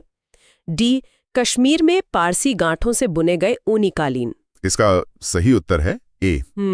कलमकारी, जैसा कि नाम से ही पता चलता है, कलम से किया जाने वाला काम। ये आंध्र प्रदेश की एक बहुत ही प्राचीन वस्त्र कला है। और इसमें क्या खासियत है? इसकी सबसे बड़ी खासियत है प्राकृतिक रंगों का प्रयोग। इसमें कोई भी केमिकल रंग इस्तेमाल नहीं होता। वाह। इसकी दो मुख्य शैलियां हैं, श्रीकालहस्ती, जिसमें हाथ से कलम का उपयोग करके पौराणिक कथाओं के चित्र बनाए जाते हैं, और मछलीपट्टनम, जिसमें ब्लॉक प्रिंटिंग का उपयोग होता है। प्रश्न 59 भारतीय दर्शन से किस दर्शन ने विशिष्टाद्वैत की अवधारणा प्रतिपादित की? ए. शंकराचार्य, बी. रामानुजाचार्य, सी. माधवाचार्य, डी. निम्बार्काचार्य। तो इसका सही जवाब है बी. रामानुजाचार्य। ये वेदांत दर्शन की अलग अलग शाखाएं हैं जो ब्रह्म और जीव के रिश्ते को समझाती हैं। क्या आप इन्हें संक्षेप में समझा सकते हैं? जरूर। शंकराचार्य ने अद्वैत का सिद्धांत दिया, मतलब दो नहीं, ब्रह्म और जीव एक ही हैं। माधवाचार्य ने द्वैत का सिद्धांत दिया, मतलब ईश्वर और जीव पूरी तरह से अलग हैं। और रामानुजाचार्य ने इन दोनों के बीच का रास्ता निकाला, विशिष्टाद्वैत। उन्होंने कहा कि जीव और जगत ब्रह्म के ही विशिष्ट गुण हैं, वो ब्रह्म से अलग भी हैं और उसी का हिस्सा भी। बहुत अच्छे से समझाया है आपने। प्रश्न संख्या 60 महाबलीपुरम में पांडवों के नाम पर बने एकाश्म रथ मंदिरों का निर्माण किस पल्लव राजा के संरक्षण में किया गया था? ए. महेंद्र वर्मन प्रथम, बी. नरसिंह वर्मन प्रथम मामल, सी. राजसिम्हा नरसिंह वर्मन द्वितीय, डी. नंदी वर्मन द्वितीय। इसका सही उत्तर है बी. नरसिंह वर्मन प्रथम। महाबलीपुरम के ये जो पंच रथ हैं, जिन्हें पांडव रथ भी कहा जाता है, ये पल्लव वास्तुकला के अद्भुत नमूने हैं। और ये एकाश्म है, मतलब ये कि हर मंदिर एक ही विशाल चट्टान को तराश कर बनाया गया है, अलग अलग पत्थर जोड़कर नहीं। और इनका निर्माण 7वीं शताब्दी में राजा नरसिंह वर्मन प्रथम के शासनकाल में हुआ था। उन्हें मामल्य यानी महान पहलवान की उपाधि भी मिली थी, इसीलिए महाबलीपुरम को मामल्यपुरम भी कहते हैं। प्रश्न संख्या 61 संकीर्तन, जिसे यूनेस्को की मानवता की अमूर्त सांस्कृतिक विरासत की प्रतिनिधि सूची में अंकित किया गया है, किस राज्य की एक अनुष्ठानिक गायन, ढोल वादन और नृत्य कला है? आपके विकल्प है अ. पश्चिम बंगाल, ब. मणिपुर, स. उड़ीसा या द. असम। इसका सही उत्तर है ब. मणिपुर। ये कला मणिपुर की आत्मा में बसी हुई है। मणिपुर, अच्छा। मैंने संकीर्तन के बारे में सुना तो है, पर इसकी खासियत क्या है? मतलब ये सिर्फ एक लोक नृत्य तो नहीं होगा, खासकर जब यूनेस्को ने इसे मान्यता दी है। बिल्कुल सही सोचा आपने। ये सिर्फ एक परफॉर्मेंस नहीं है, ये एक पूरा अनुष्ठान है। मणिपुर का संकीर्तन वहां के वैष्णव समुदाय के लिए जीवन का एक अभिन्न अंग है। इसमें गायन, ढोल वादन और नृत्य तीनों का एक अद्भुत संगम होता है। अच्छा। कलाकार, जिन्हें संकीर्तन कलाकार कहते हैं, वो भगवान कृष्ण के जीवन और उनकी लीलाओं का वर्णन करते हैं। और इसका केंद्र होता है एक खास ढोल, जिसे पुंग कहते हैं। उसकी ताल पर ही पूरा माहौल बनता है। ये कला एक व्यक्ति की नहीं, बल्कि पूरे समुदाय की भावना को दर्शाती है। इसीलिए इसे यूनेस्को ने मान्यता दी। जी, इसीलिए 2013 में यूनेस्को ने इसे इंटैंजिबल कल्चरल हेरिटेज का दर्जा दिया, ताकि ये जीवंत परंपरा हमेशा बची रहे। बहुत दिलचस्प। मतलब ये कला सिर्फ मनोरंजन नहीं, बल्कि आस्था और समुदाय को जोड़ने का एक माध्यम है। चलिए, अब संस्कृति की जड़ों से ज्ञान के स्रोतों की ओर बढ़ते हैं। प्रश्न संख्या 62 निम्नलिखित में से कौन सा वेदांग यानी वेदों के अंग अपने विषय वस्तु के साथ सही सुमेलित है? 1. शिक्षा स्वर विज्ञान, 2. कल्प अनुष्ठान, 3. निरुक्त व्युत्पत्ति, 4. छंद माप छंद। अब आपको सही कूट चुनना है। आपके विकल्प हैं ए. केवल 1 और 2, बी. केवल 2 और 3, सी. केवल 1, 2 और 4 या डी. सभी 1, 2, 3 और 4। इस प्रश्न का सही उत्तर है डी. सभी 1, 2, 3 और 4। दिए गए सभी 4 वेदांग अपने विषय के साथ बिल्कुल सही सुमेलित हैं। वेदांग, ये नाम तो सुना है, पर इन्हें बनाया क्यों गया? मेरा मतलब है, क्या वेद अपने आप में पूरे नहीं थे? और ये कुल कितने हैं? बहुत अच्छा सवाल है। आप इसे ऐसे समझ सकते हैं कि अगर वेद मुख्य सॉफ्टवेयर हैं, तो वेदांग उसके यूजर मैनुअल और जरूरी प्लगइन्स जैसे हैं। वेदों के ज्ञान को हजारों सालों तक बिना किसी गलती के अगली पीढ़ी तक पहुंचाना एक बड़ी चुनौती थी, खासकर जब सब कुछ मौखिक परंपरा पर आधारित था। सही। इसीलिए 6 वेदांगों की रचना हुई। इनका मकसद था वेदों को सही ढंग से समझना, उनके मंत्रों का शुद्ध उच्चारण करना और यज्ञों को सही विधि से संपन्न करना। जो 4 यहां दिए हैं वो हैं शिक्षा, जो फोनेटिक्स यानी उच्चारण का विज्ञान है, कल्प, जो रिचुअल्स यानी यज्ञ और संस्कारों की विधि बताता है, निरुक्त, जो एटिमोलॉजी यानी शब्दों की उत्पत्ति और उनके गूढ़ अर्थों को समझाता है, और यास्क मुनि का निरुक्त सबसे प्रसिद्ध है। अच्छा। और चौथा है छंद, जो मैट्रिक्स यानी मंत्रों की लय और माप का शास्त्र है। इनके अलावा 2 और हैं, व्याकरण मतलब ग्रामर और ज्योतिष यानी एस्ट्रोनॉमी। कई कमाल है। अब ज्ञान के इस सैद्धांतिक पक्ष से चलकर उसके भौतिक स्वरूप यानी वास्तुकला की ओर आते हैं। प्रश्न संख्या 63। जगती, जो कि एक ऊंचा तारे के आकार का चबूतरा होता है, किस राजवंश द्वारा बनाए गए मंदिरों की एक अनूठी विशेषता है? आपके विकल्प है ए चोल वंश, बी होयसल वंश, सी गुप्त वंश या डी चंदेल वंश। इसका सही जवाब है बी होयसल वंश। ये होयसल वास्तुकला की एक पहचान है। बिल्कुल। होयसल वंश के मंदिर, हाँ, ये अपनी जटिल नक्काशी के लिए जाने जाते हैं, है ना? पर ये जगती का क्या महत्व था? क्या ये सिर्फ मंदिर को ऊंचाई देने के लिए था या इसका कोई और उद्देश्य भी था? आपने सही पकड़ा। होयसल मंदिर, जो मुख्य रूप से कर्नाटक के बेलूर, हलेबिडु जैसी जगहों पर मिलते हैं, अपनी नक्काशी के लिए तो बेजोड़ हैं ही, लेकिन उनकी बनावट भी बहुत अनोखी है। उनका जो प्लान होता है वो अक्सर तारे जैसा, मतलब स्टार शेप्ड होता है। हाँ। और ये मंदिर सीधे जमीन से नहीं उठते, बल्कि एक ऊंचे और चौड़े चबूतरे पर बनाए जाते हैं, जिसे जगती कहते हैं। अच्छा। और ये जगती सिर्फ एक आधार नहीं है, ये भक्त के लिए प्रदक्षिणा पथ का काम भी करती है। अच्छा। भक्त मंदिर में प्रवेश करने से पहले इस चबूतरे पर चलकर मंदिर की बाहरी दीवारों पर बनी मूर्तियों और कथाओं को देखते हुए परिक्रमा करता है। तो ये जगती मंदिर को भव्यता तो देती है, साथ ही भक्त को आध्यात्मिक यात्रा के लिए तैयार भी करती है। समझ गई। तो चबूतरा सिर्फ सजावट के लिए नहीं था, बल्कि पूजा का एक हिस्सा था। ये तो वास्तुकला और आध्यात्मिकता का अद्भुत मेल है। चलिए अब वास्तुकला से गणित की दुनिया में चलते हैं। सरी। प्रश्न संख्या 64। लीलावती, एक प्रसिद्ध प्राचीन भारतीय ग्रंथ, मुख्य रूप से किस विषय से संबंधित है? विकल्प हैं ए चिकित्सा आयुर्वेद, बी गणित अंकगणित, सी नाटक और काव्यशास्त्र या डी खगोल विज्ञान। इसका सही विकल्प है बी गणित यानी अंक गणित। लीलावती का नाम तो बहुत सुना है, कहते हैं इसके पीछे एक कहानी है। इसके लेखक कौन थे और ये किताब इतनी खास क्यों है? जी, ये सिर्फ एक गणित की किताब नहीं है, ये एक गणित का काव्य है। इसे 12वीं सदी के महान गणितज्ञ भास्कराचार्य द्वितीय ने लिखा था। ये उनके मुख्य ग्रंथ सिद्धांत शिरोमणि का पहला हिस्सा है। और वो कहानी? हाँ, और जो कहानी आपने सुनी है वो ये है कि भास्कराचार्य ने ये ग्रंथ अपनी बेटी लीलावती को गणित सिखाने के लिए लिखा था। उन्होंने गणित के सूखे और जटिल सिद्धांतों को कविताओं और पहेलियों के रूप में पेश किया, ताकि उनकी बेटी खेल खेल में सीख सके। क्या बात है। ये कहानी, चाहे सच हो या ना हो, हमें शिक्षा का एक बहुत बड़ा सिद्धांत सिखाती है कि ज्ञान को अगर कहानियों और व्यक्तिगत जुड़ाव के साथ दिया जाए तो वो सबसे मुश्किल विषय को भी रोचक बना सकता है। ये तो बहुत ही प्रेरक बात है। काश हमारे गणित के शिक्षक भी कविताएं लिखते। अब हम गणित के निश्चित नियमों से दर्शन के खुले विचारों की ओर बढ़ते हैं। प्रश्न संख्या 65। भारतीय दर्शन के किस संप्रदाय को लोकायत के नाम से भी जाना जाता है और जो वेदों के अधिकार और ईश्वर के अस्तित्व को पूरी तरह से खारिज करता है? आपके विकल्प हैं ए आजीवक, बी चारवाक, सी मीमांसा या डी सांख्य। इसका सही उत्तर है बी चारवाक। चारवाक दर्शन को ही लोकायत भी कहते हैं, यानी आम लोगों का दर्शन। ये दर्शन तो बाकी सभी दर्शनों से बिल्कुल अलग लगता है। इनका सिद्धांत है ऋणम कृत्वा घृतम पिबेत, यानी कर्ज लेकर घी पियो। अगर सब लोग यही मानने लगे तो कोई समाज कैसे चल सकता है? क्या ये एक गंभीर दर्शन था या सिर्फ उस समय की धार्मिक मान्यताओं का एक मजाक? ये सवाल बहुत गहरा है। देखिए, चारवाक एक भौतिकवादी मतलब मटीरियलिस्ट और नास्तिक दर्शन है। ये ईश्वर, आत्मा, स्वर्ग, नर्क, कर्मकांड सबको नकारता है।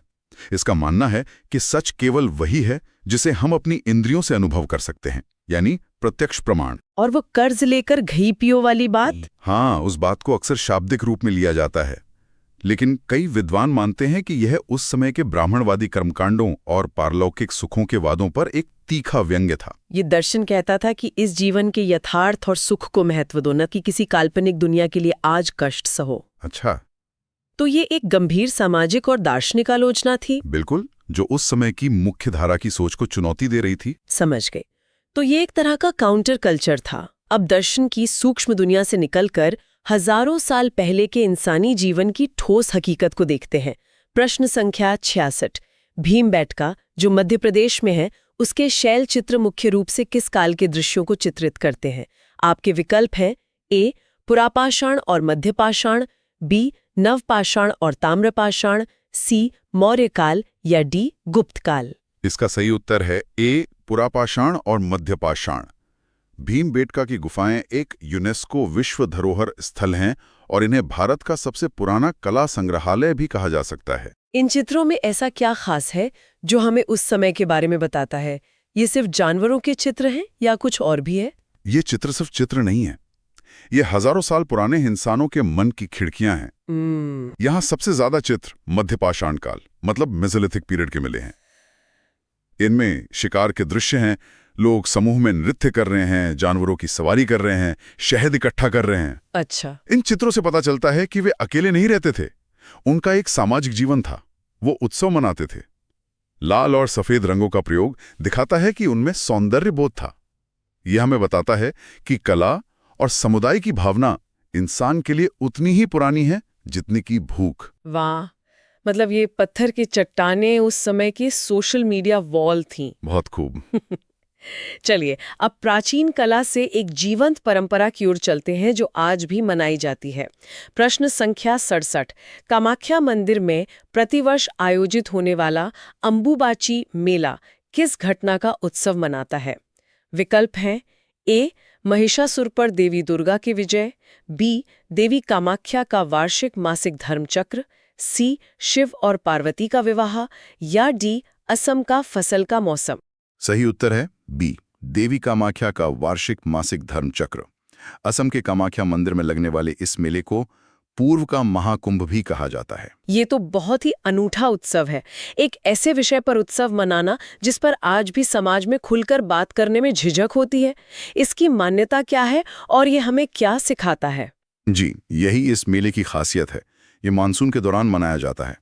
मान्यता है कि इस समय देवी कामाख्या, जो धरती माता का स्वरूप हैं, अपने वार्षिक मासिक धर्म से गुजरती हैं। इस दौरान 3 दिनों के लिए मंदिर का गर्भगृह बंद कर दिया जाता है। अच्छा। यह धरती की उर्वरता, सृजन और जीवन के चक्र का उत्सव है। यह प्रकृति के साथ हमारे गहरे जुड़ाव का प्रतीक है। यह हमें सिखाता है कि जिस जैविक प्रक्रिया से सृष्टि चलती है वो अपवित्र नहीं बल्कि पूजनीय है। वाकई ये एक बहुत ही प्रगतिशील सोच है। बिल्कुल। यह परंपरा आधुनिक समाज को भी एक बहुत बड़ा सबक देती है। अब एक और ऐतिहासिक प्रमाण की बात करते हैं। प्रश्न संख्या 68। उदयगिरी गुफाओं, जो ओडिशा में है, वहां हाथी गुम्फा अभिलेख किस राजा के बारे में जानकारी का मुख्य स्रोत है? आपके विकल्प ए. अशोक, बी. खारवेल, सी. समुद्रगुप्त या डी. गौतमी पुत्र सातकर्णी। इसका सही उत्तर है बी. खारवेल। हाथी गुम्फा अभिलेख यानी हाथी की गुफा का शिलालेख कलिंग के राजा खारवेल के बारे में जानकारी का सबसे महत्वपूर्ण और लगभग एकमात्र स्रोत है। तो ये अभिलेख एक तरह की टाइम मशीन है जो हमें सीधे खारवेल के समय में ले जाती है। इससे क्या-क्या खास बातें पता चलती है? बिल्कुल, ये एक पत्थर पर उकेरी हुई पूरी जीवनी है। ये 1ली शताब्दी ईसा पूर्व का है और प्राकृत भाषा व ब्राह्मी लिपि में लिखा है। इसमें राजा खारवेल के शासन के पहले 13 वर्षों का साल दर साल ब्यौरा है। अच्छा। उनके सैन्य अभियान, उनकी विजय और उनके द्वारा किए गए जन कल्याण के कार्य। वे जैन धर्म के अनुयायी थे, इसका भी जिक्र है। और एक बहुत ही रोचक बात यह है कि शायद ये पहला ऐसा अभिलेख है जिसमें भारतवर्ष शब्द का स्पष्ट उल्लेख मिलता है। अरे वाह, ये तो बहुत महत्वपूर्ण जानकारी है। जी, ये उस समय भी एक भौगोलिक और सांस्कृतिक इकाई के रूप में भारत की चेतना को दिखाता है। बेहतरीन। अब इतिहास के शिलालेखों से संगीत के सुरों की ओर चलते हैं। प्रश्न संख्या 69। निम्नलिखित में से किन्हें कर्नाटक संगीत की त्रिमूर्ति के रूप में जाना जाता है? विकल्प है ए पुरंदरदास, कनकदास, त्यागराज, बी त्यागराज, मुथुस्वामी दीक्षितर, श्यामा शास्त्री, सी त्यागराज, स्वाति थिरुनल, चेम्बई वैद्यनाथ, या डी अन्नामाचार्य, भद्राचल रामदास, त्यागराज। सही उत्तर है बी त्यागराज, मुथुस्वामी दीक्षितर और श्यामा शास्त्री। इन तीनों को संयुक्त रूप से कर्नाटक संगीत की त्रिमूर्ति मतलब ट्रिनिटी ऑफ कर्नाटिक म्यूजिक कहा जाता है। इन्हें त्रिमूर्ति क्यों कहा जाता है? संगीत में तो कई महान कलाकार हुए हैं, इन तीनों में ऐसी क्या खास बात थी? खास बात यह थी कि ये तीनों लगभग एक ही समय मतलब 18वीं सदी में और एक ही जगह तमिलनाडु के तंजावुर क्षेत्र में पैदा हुए और तीनों ने मिलकर कर्नाटक संगीत को वो रूप दिया जो हम आज सुनते हैं। उन्होंने हजारों नई कृतियां यानी कॉम्पोजिशन की रचना की, नए रागों को लोकप्रिय बनाया और संगीत की प्रस्तुति के तरीके को भी सुधारा। बिल्कुल। अगर पुरंदरदास को कर्नाटक संगीत का पितामह कहा जाता है जिन्होंने इसकी नींव रखी, तो इस त्रिमूर्ति ने उस नींव पर एक भव्य महल खड़ा किया। आज भी कर्नाटक संगीत के किसी भी कॉन्सर्ट में इनकी रचनाएं सबसे ज्यादा गाई बजाई जाती हैं। ये तो बहुत ही उपयोगी जानकारी है। ये एक सुमेलित करे प्रकार का प्रश्न है। प्रश्न संख्या 70, निम्नलिखित पारंपरिक कठपुतली रूपों को उनके राज्यों के साथ सुमेलित करें।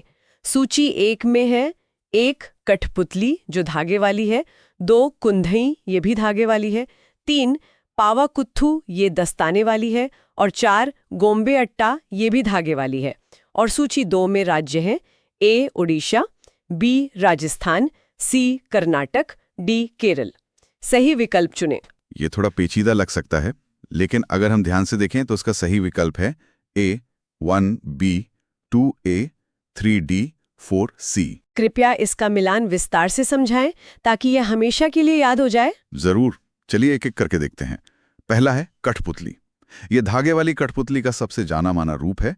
इसके नाम में ही काठ यानी लकड़ी है। ये राजस्थान की शान है, तो 1 का मिलान बी से होगा। ठीक है, 1B। दूसरा है कुंधई। ये भी धागे वाली कठपुतली है, लेकिन ये उड़ीसा में प्रचलित है।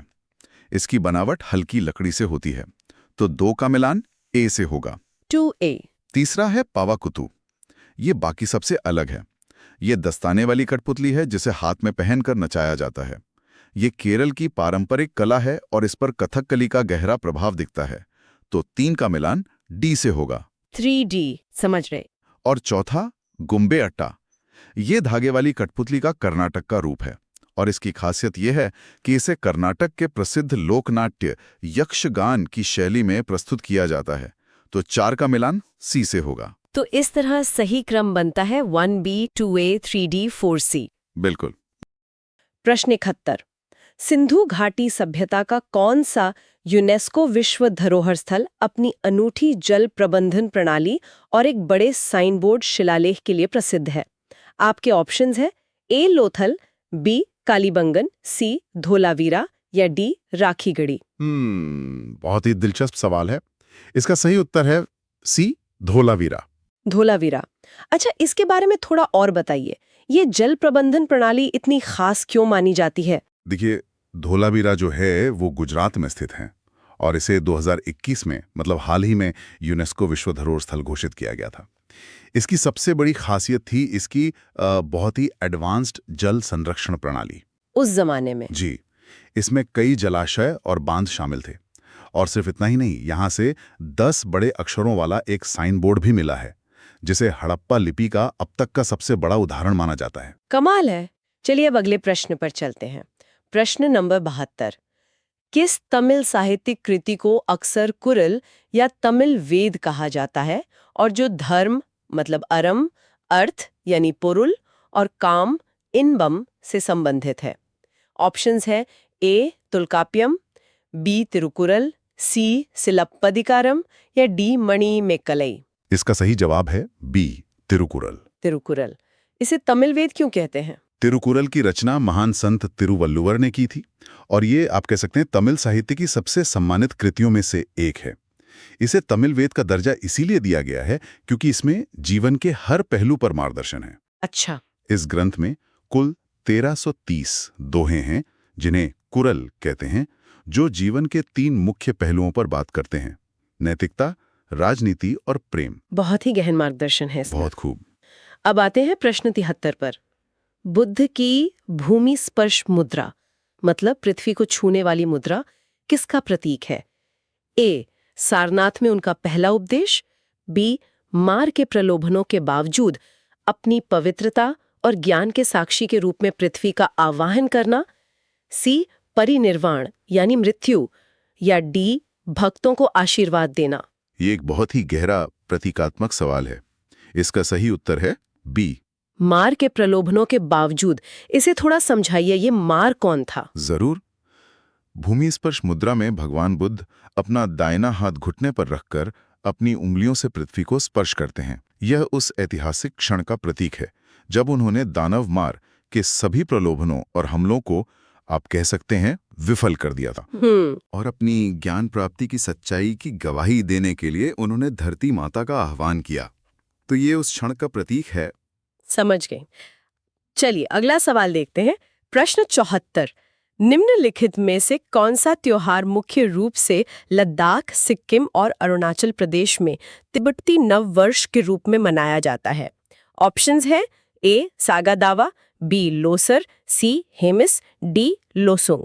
इसका सही उत्तर है बी, लोसर। लोसर। जी, लोसर तिब्बती बौद्ध धर्म का सबसे महत्वपूर्ण त्योहार माना जाता है, जो नए साल की शुरुआत का प्रतीक है। यह त्योहार भारत के हिमालयी क्षेत्रों जैसे लद्दाख, हिमाचल प्रदेश, सिक्किम और अरुणाचल प्रदेश में बड़ी धूमधाम और भव्यता के साथ मनाया जाता है। अच्छा, और लोसुंग क्या है? उसमें अक्सर कंफ्यूजन होता है। हाँ, ये ध्यान रखना जरूरी है कि लोसुंग जो है वो सिक्किम का फसल उत्सव है, जबकि लोसर नव वर्ष का। और सागा दावा बुद्ध के जन्म, ज्ञान और मृत्यु से जुड़ा त्योहार है। बिल्कुल स्पष्ट हो गया। अगला प्रश्न, प्रश्न 75। तेलंगाना में स्थित रमप्पा मंदिर, जिसे रुद्रेश्वर मंदिर भी कहते हैं और जो एक यूनेस्को विश्व धरोहर स्थल है, वास्तुशिल्पी रूप से विशिष्ट क्यों है? इसका कारण क्या है? ए, ऊपर से नीचे तक एकाश्म नक्काशी। बी, तैरती हुई ईंटें, मतलब हल्की छिद्रयुक्त ईंटें। सी, किसी भी गारे की अनुपस्थिति। या डी, शिखर पर सोने की चादरें। ये तो बहुत ही अनोखा मंदिर है। इसका सही जवाब है बी, तैरती हुई ईंटें। तैरती हुई ईंटें, ये कैसे संभव है? जी हैं, 13वीं सदी में काकतीय वंश ने इसे बनवाया था और ये अपनी अनूठी फ्लोटिंग ब्रिक्स के लिए प्रसिद्ध है। इन ईंटों को लकड़ी के बुरादे और मिट्टी जैसी हल्की सामग्री से बनाया गया था, जिसके कारण ये इतनी हल्की होती हैं कि पानी में तैर सकती हैं। वाह! इस तकनीक का उपयोग मंदिर की छत का भार कम करने के लिए किया गया था। और तो और मंदिर की नींव भी सैंडबॉक्स तकनीक से बनी है, जो इसे भूकंप रोधी बनाती है। अद्भुत। अब बात करते हैं कला की। प्रश्न 76। ढोकरा कला, जो लॉस्ट वैक्स कास्टिंग तकनीक का उपयोग करके अलोह धातु की ढलाई का एक रूप है, मुख्य रूप से किन जनजातियों द्वारा प्रचलित है? ऑप्शंस है। ऑप्शन ए, नीलगिरी की टोडा जनजाति। बी, पश्चिम बंगाल, उड़ीसा और छत्तीसगढ़ की जनजातियां। सी, नागालैंड की नागा जनजातियां। या डी, राजस्थान की भील जनजातियां। ढोकरा कला, इसका सही उत्तर है बी, पश्चिम बंगाल, उड़ीसा और छत्तीसगढ़ की जनजातियां। और ये लॉस्ट वैक्स तकनीक क्या होती है? ये एक बहुत ही प्राचीन तकनीक है, लगभग 4000 साल पुरानी। माना जाता है कि मोहनजोदड़ो से मिली नर्तकी की मूर्ति भी इसी तकनीक से बनी थी। ये कला मुख्य रूप से उड़ीसा, पश्चिम बंगाल, झारखंड और छत्तीसगढ़ के आदिवासी कारीगरों, खासकर घड़वा समुदाय द्वारा आज भी जीवित रखी गई है। इसमें वो अक्सर घोड़े और हाथी जैसे लोक रूपांकनों का प्रयोग करते हैं। बहुत दिलचस्प। चलिए अब प्रश्न 77 पर आते हैं। किस सूफी सिलसिले ने राज्य यानी सत्ता के प्रति कट्टर रवैया अपनाया और सरकारी अनुदान स्वीकार करने या शाही दरबारों में जाने से इनकार कर दिया? ए, सुहरावर्दी, बी, चिश्ती, सी, नक्शबंदी या डी, कादिरी। सूफीवाद से जुड़ा सवाल। इसका सही जवाब है बी, चिश्ती। चिश्ती सिलसिला? जी, ख्वाजा मोइनुद्दीन चिश्ती द्वारा स्थापित चिश्ती सिलसिले के संतों ने सादगी और गरीबी का जीवन अपनाया। उनकी सबसे बड़ी विशेषता यही थी कि उन्होंने राज्य और सुल्तानों से हमेशा दूरी बनाए रखी। उन्होंने किसी भी तरह का शाही अनुदान या पद स्वीकार करने से साफ इनकार कर दिया। अच्छा, तो सुहरावर्दी सिलसिले का रवैया इसके विपरीत था? बिल्कुल। इसके ठीक विपरीत सुहरावर्दी सिलसिले के संतों ने शाही संरक्षण और अनुदान स्वीकार किया था। ठीक है। अब अगला प्रश्न 78। अलाउद्दीन खिलजी द्वारा चित्तौड़ की घेराबंदी का वर्णन करने वाला महाकाव्य पद्मावत मलिक मोहम्मद जायसी द्वारा किस भाषा में लिखा गया था? आपके ऑप्शंस हैं ए पारसी, बी ब्रज भाषा, सी अवधी या डी उर्दू। इसका सही उत्तर है सी अवधी। अवधी में उस समय तो फारसी दरबारी भाषा हुआ करती थी। सही कहा आपने। पद्मावत की रचना 1540 ईस्वी में मलिक मोहम्मद जायसी ने की थी और उन्होंने इसे अवधी भाषा में लिखा, जो हिंदी की एक बोली है। ये सूफी परंपरा का एक बहुत प्रसिद्ध महाकाव्य है और इसे तुलसीदास की रामचरितमानस से पहले अवधी भाषा का सबसे महत्वपूर्ण साहित्यिक कार्य माना जाता है। बहुत बढ़िया जानकारी। प्रश्न 79। भारतीय चित्रकला के संदर्भ में पटना कलम या पटना चित्रकला शैली की विशेषता क्या है? ए चमकदार सोने और चांदी के रंगों का उपयोग, बी सामान्य जनजीवन और बाजारों का चित्रण, सी विशेष रूप से शाही चित्रों पर ध्यान, या डी बड़े पैमाने पर दीवार भित्ति चित्र। इसका सही जवाब है बी सामान्य जनजीवन और बाजारों का चित्रण। इसे कंपनी शैली भी कहते हैं ना? जी बिल्कुल। पटना कलम शैली का विकास 18वीं-19वीं शताब्दी में हुआ, जब मुगल शैली का पतन हो रहा था और ब्रिटिश प्रभाव बढ़ रहा था। इसीलिए इसे कंपनी शैली भी कहा जाता है। इसकी सबसे बड़ी खासियत ये थी कि इसमें राजा महाराजाओं के बजाय आम लोगों के जीवन जैसे मछुआरे, बढ़ई और बाजार के दृश्यों का यथार्थवादी चित्रण किया जाता था। इसमें मुगल शैली जैसी भव्यता नहीं थी। अच्छा। प्रश्न 80। दुनिया के पहले उपन्यासों में से एक मानी जाने वाली प्रसिद्ध संस्कृत कृति कादम्बरी के लेखक कौन थे? ए कालिदास, बी बाणभट्ट, सी दंडी या डी सुबंधु। और इसका सही उत्तर है बी बाणभट्ट। बाणभट्ट जी। कादम्बरी की रचना 7वीं शताब्दी में राजा हर्षवर्धन के दरबारी कवि बाणभट्ट ने की थी। यह एक जटिल और अद्भुत प्रेम कथा है। दुर्भाग्य से इसे पूरा करने से पहले ही बाणभट्ट की मृत्यु हो गई थी और बाद में उनके पुत्र भूषण भट्ट ने इसे पूरा किया। अच्छा, उनके बेटे ने इसे पूरा किया। हाँ, बाणभट्ट ने राजा हर्ष की जीवनी हर्षचरित की भी रचना की थी। बहुत। प्रश्न है, अक्टूबर 2024 में भारत सरकार ने 5 नई भाषाओं को शास्त्रीय भाषा का दर्जा दिया, जिससे कुल संख्या बढ़कर 11 हो गई। निम्नलिखित में से कौन सी भाषा नव शामिल भाषाओं में नहीं थी? आपके ऑप्शंस हैं ए मराठी, बी पाली, सी बंगाली या डी मलयालम। ये एक बहुत ही दिलचस्प सवाल है और इसका सही उत्तर है डी मलयालम। मलयालम। अच्छा, तो मलयालम को क्यों शामिल नहीं किया गया? देखिए, उसे इसलिए शामिल नहीं किया गया क्योंकि वो पहले से ही इस सूची में थी। मलयालम को ये दर्जा बहुत पहले साल 2013 में ही मिल चुका था। ओह अच्छा, तो ये पहले से ही एक शास्त्रीय भाषा थी। जी हाँ। अक्टूबर 2024 में जिन 5 नई भाषाओं को जोड़ा गया वो हैं मराठी, पाली, प्राकृत, असमिया और बंगाली। इनसे पहले सूची में 6 भाषाएं थीं: तमिल, संस्कृत, तेलुगु, कन्नड़, मलयालम और उड़िया। तो अब कुल मिलाकर 11 हो गई हैं। समझ गई, बहुत बढ़िया। चलिए अब अगले प्रश्न की ओर बढ़ते हैं, जो एक संग्रहालय से जुड़ा है। प्रश्न 82। जनवरी 2025 में उद्घाटित वडनगर पुरातत्व अनुभवात्मक संग्रहालय कितने वर्षों से अधिक के निरंतर जीवित शहर के इतिहास को प्रदर्शित करता है? ऑप्शंस है 1000 वर्ष, बी 2500 वर्ष, सी 4000 वर्ष या डी 500 वर्ष। इसका सही उत्तर है बी 2500 वर्ष। 2500 साल? जी हाँ, ये तो बहुत लंबा समय है। बिल्कुल। ये जो संग्रहालय है ये गुजरात के वडनगर में है, जो प्रधानमंत्री जी का गृहनगर भी है। और वडनगर एक जीवित शहर है, मतलब यहाँ 2500 सालों से भी ज्यादा समय से लगातार इंसानी बसाहट रही है। अच्छा। ये म्यूजियम बहुत ही आधुनिक है।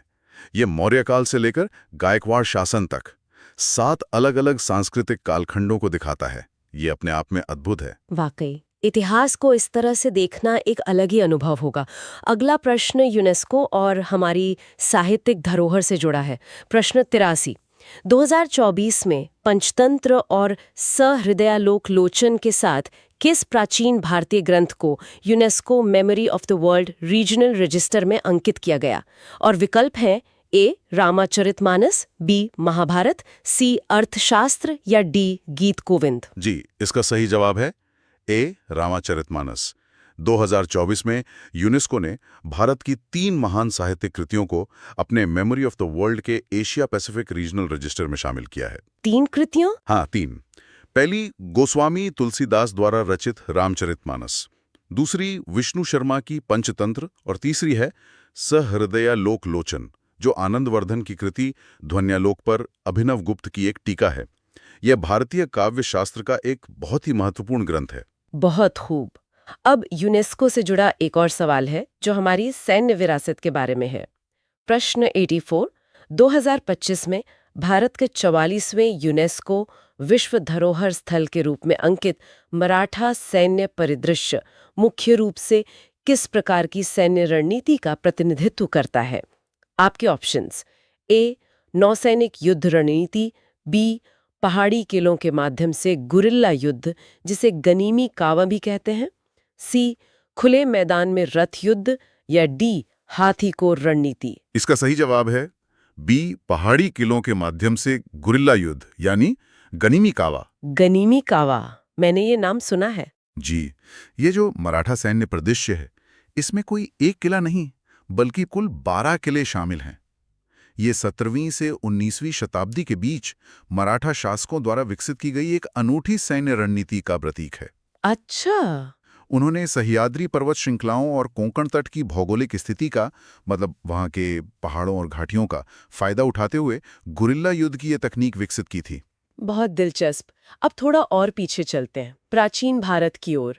प्रश्न 85, वाकाटक वंश का संस्थापक कौन था जो अजंता गुफाओं, खासकर महायान चरण के संरक्षण के लिए जाना जाता है? विकल्प है ए प्रवरसेन प्रथम, बी विंध्य शक्ति, सी हरिशेन या डी रुद्रसेन द्वितीय। देखिए, यहाँ अक्सर लोग कंफ्यूज हो जाते हैं। कई लोग हरिशेन का नाम सोचते हैं। हाँ, मुझे भी यही लगा था। लेकिन सही उत्तर है बी विंध्य शक्ति। वाकाटक वंश की स्थापना लगभग 255 ईस्वी में विंध्य शक्ति ने की थी।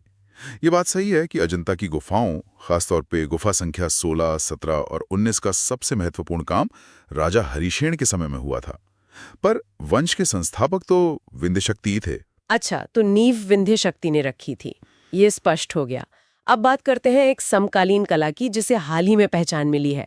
प्रश्न 86, वांचो लकड़ी शिल्प जिसे हाल ही में जीआई टैग मिला है, किस राज्य के आदिवासी समुदाय से संबंधित है?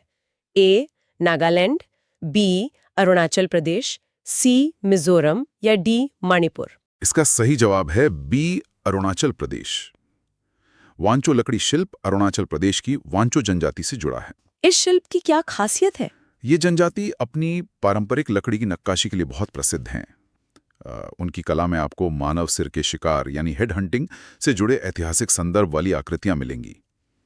वो तंबाकू के पाइप पर भी बहुत सुंदर नक्काशी करते हैं। कमाल है।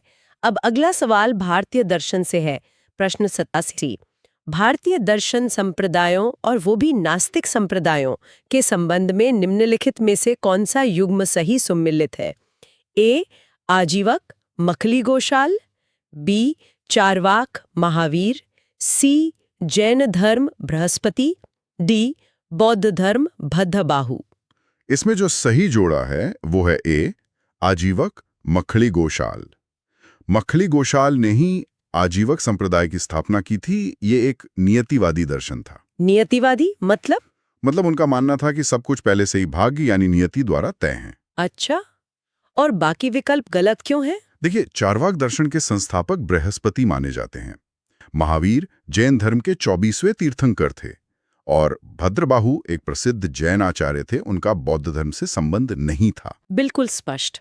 अब फिर से गुफाओं की ओर लौटते हैं, लेकिन इस बार दक्षिण भारत में। प्रश्न 88, तमिलनाडु की सित्तनवसल गुफाएं सिटनवसालन केव्स किस धर्म से संबंधित चित्रों के लिए प्रसिद्ध हैं? ऑप्शंस हैं ए बौद्ध धर्म, बी जैन धर्म, सी शैव धर्म या डी वैष्णव धर्म। इसका सही उत्तर है बी जैन धर्म। जैन धर्म। जी, सित्तनवसल का मतलब ही होता है महान संतों का निवास। ये दूसरी शताब्दी की जैन गुफाएं हैं। यहाँ की छतों और खंभों पर जो चित्रकला है वो फ्रेस्को सेको शैली में है और अजंता के चित्रों से मिलती जुलती है। पर विषय अलग हैं। हाँ, विषय पूरी तरह से जैन धर्म से संबंधित है। इसमें आपको जैन तीर्थंकरों और समवसरण के दृश्य मिलेंगे। बहुत बढ़िया जानकारी। अब अगला सवाल एक महान स्वतंत्रता सेनानी के सम्मान से जुड़ा है। प्रश्न 89। 2024-25 में भारत सरकार ने आदिवासी स्वतंत्रता सेनानी बिरसा मुंडा के जयंती वर्ष को किस रूप में घोषित किया? ए. जनजातीय विकास वर्ष, बी. जनजातीय गौरव वर्ष, 150वीं जयंती, सी. आदिवासी स्वराज वर्ष या डी. बिरसा मुंडा स्मृति वर्ष। इसका सही जवाब है बी. जनजातीय गौरव वर्ष, 150वीं जयंती। भगवान बिरसा मुंडा का जन्म 1875 में हुआ था, तो उनकी 150वीं जयंती के उपलक्ष्य में भारत सरकार ने नवंबर 2024 से नवंबर 2025 तक के पूरे साल को जनजातीय गौरव वर्ष के रूप में मनाने की घोषणा की है। और उनकी जयंती को तो जनजातीय गौरव दिवस के रूप में भी मनाया जाता है ना? बिल्कुल, उनकी जयंती 15 नवंबर को जनजातीय गौरव दिवस के रूप में मनाया जाता है। प्रश्न 90। संस्कृति मंत्रालय द्वारा शुरू की गई एक नई पहल ज्ञान भारतम का उद्देश्य क्या है? ए. युवाओं के बीच शास्त्रीय संगीत को बढ़ावा देना, बी. प्राचीन भारतीय पांडुलिपियों को संरक्षित और डिजिटाइज करना, सी. लोक कलाकारों को छात्रवृत्ति प्रदान करना या डी. ग्रामीण विरासत स्थलों में पर्यटन का विकास करना। ये एक बहुत महत्वपूर्ण पहल है। इसका सही उत्तर है बे. प्राचीन भारतीय पांडुलिपियों को संरक्षित और डिजिटाइज करना। ज्ञान भारतम का मुख्य लक्ष्य भारत की जो विशाल और मूल्यवान पांडुलिपि संपदा है, मतलब मैन्युस्क्रिप्ट्स, उनका संरक्षण करना, उनका दस्तावेजीकरण करना और सबसे जरूरी उन्हें डिजिटाइज करना है। तो मतलब हमारे प्राचीन ज्ञान को भविष्य के लिए सुरक्षित करना। एकदम सही, ताकि ये ज्ञान आने वाली पीढ़ियों के लिए हमेशा उपलब्ध रहे। यानी प्रश्न संख्या 91। हम्पी का विट्ठल मंदिर अपने पत्थर के रथ के लिए बहुत प्रसिद्ध है। ये मंदिर किस देवता को समर्पित है? आपके ऑप्शंस हैं ए. शिव, बी. विष्णु जिन्हें विट्ठल भी कहते हैं, सी. गणेश या डी. कार्तिकेय। बहुत ही प्रसिद्ध मंदिर है ये, तो इसका सही उत्तर है बी. विष्णु। विष्णु यानी विट्ठल के रूप में। देखिए, ये मंदिर भगवान विष्णु के ही एक रूप विट्ठल को समर्पित है और विट्ठल रूप की जो पूजा है वो मुख्य रूप से महाराष्ट्र के पंढरपुर में की जाती है। अच्छा। हाँ, और इस मंदिर का निर्माण विजयनगर के राजा देवराय द्वितीय ने शुरू करवाया था। बाद में कृष्णदेवराय ने इसका मतलब और विस्तार किया। और उसका जो पत्थर का रथ है वो तो कमाल का है। बिल्कुल, वो स्टोन चैरियट भारत के 3 सबसे प्रसिद्ध पत्थर के रथों में से एक है। और बाकी दो कहाँ हैं? दूसरे 2 रथ जो हैं वो कोणार्क और महाबलीपुरम में हैं। चलिए, बहुत बढ़िया। अब आते हैं अगले सवाल पर। प्रश्न 92। चित्रकला की कौन सी विशिष्ट शैली मिट्टी के घरों की दीवारों पर ज्यामितीय पैटर्न बनाने के लिए चावल का पाउडर, सफेद मिट्टी, गाय का गोबर और लाल मिट्टी का उपयोग करती है? ऑप्शंस हैं ए. वारली painting, B. Sohrai Khovar painting, सी. गोंड पेंटिंग या डी. पिथौरा पेंटिंग। ये बहुत ही खास सवाल है। इसका सही जवाब है B. Sohrai Khovar painting. Sohrai Khovar painting. जी, ये असल में झारखंड की एक आदिवासी भित्ति कला है, मतलब म्यूरल आर्ट। और इससे जीआई टैग भी मिला हुआ है। हाँ, इसके नाम में ही इसका अर्थ छिपा है। खोवर का मतलब है गुफा, यानी खो में वर मतलब दूल्हे के लिए। ये विवाह के समय बनाई जाती है। और सोहराई? और सोहराई जो है वो फसल कटाई के समय और मवेशियों की पूजा के दौरान बनाई जाती है। बहुत दिलचस्प। चलिए अगला प्रश्न। प्रश्न 93। सिख धर्म के पवित्र ग्रंथ आदि ग्रंथ, जिसे गुरु ग्रंथ साहिब भी कहा जाता है, का संकलन निम्नलिखित में से किसने किया था? ए. गुरु नानक देव, बी. गुरु अंगद देव, सी. गुरु अर्जुन देव या डी. गुरु गोविंद सिंह। इसका सही उत्तर है सी. गुरु अर्जुन देव। सिखों के 5वें गुरु। जी बिल्कुल। सिखों के 5वें गुरु गुरु अर्जुन देव जी ने 1604 ईस्वी में आदि ग्रंथ का संकलन पूरा किया था। और इसकी सबसे बड़ी खासियत यह है कि इसमें सिर्फ पहले 5 सिख गुरुओं की वाणी ही नहीं है, बल्कि कबीर, फरीद और नामदेव जैसे कई हिंदू और मुस्लिम संतों की वाणी भी शामिल है। ये तो बहुत बड़ी बात है। जी, बाद में गुरु गोबिंद सिंह जी ने इसे अंतिम रूप दिया और इसे गुरु ग्रंथ साहब के रूप में घोषित किया। समझ गया। अगला सवाल देखते हैं, प्रश्न 94। मुखलिंगम शब्द का क्या अर्थ है? आपके ऑप्शंस हैं, ए शिव का एक लिंग जिस पर चेहरा बना हो, बी शिव मंदिर का मुख्य प्रवेश द्वार, सी शैव परंपरा में अनुष्ठान करने वाला पुजारी, या डी शिव त्योहारों के दौरान पहना जाने वाला पवित्र मुखौटा। इसका सही जवाब है ए शिव का एक लिंग जिस पर चेहरा बना हो। मुखलिंगम? जी, मतलब मुख वाला लिंग। हाँ बिल्कुल। हाँ, मुखलिंगम एक खास तरह का शिवलिंग होता है जिस पर भगवान शिव का एक या एक से ज्यादा चेहरे उकेरे होते हैं।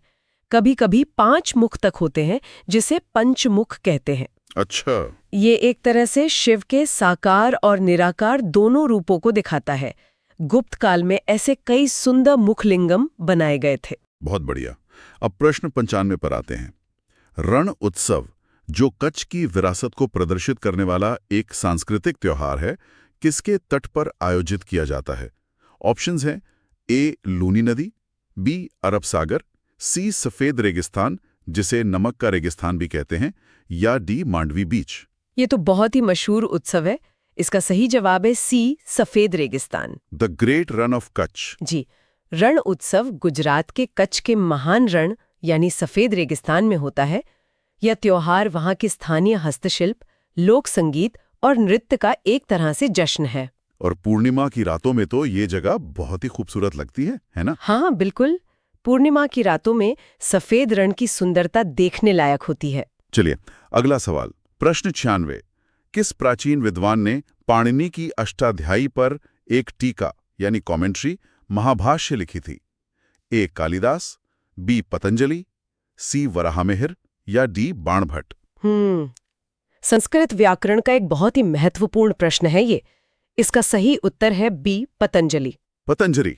जी, पतंजलि जो शुंग वंश के समय मतलब लगभग 2री सदी ईसा पूर्व में थे, उन्होंने पाणिनि के प्रसिद्ध व्याकरण ग्रंथ अष्टाध्यायी पर एक बहुत ही विस्तृत टीका लिखी है और उसी टीका को महाभाष्य के नाम से जाना जाता है। अच्छा। ये संस्कृत व्याकरण का एक प्रमुख ग्रंथ माना जाता है और हाँ, पतंजलि को योग सूत्र का रचयिता भी माना जाता है। बिल्कुल। अब आते हैं प्रश्न 97 पर। यह हाल की खबरों से जुड़ा है।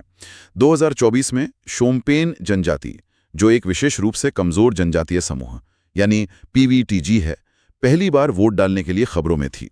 वे कहाँ निवास करते हैं?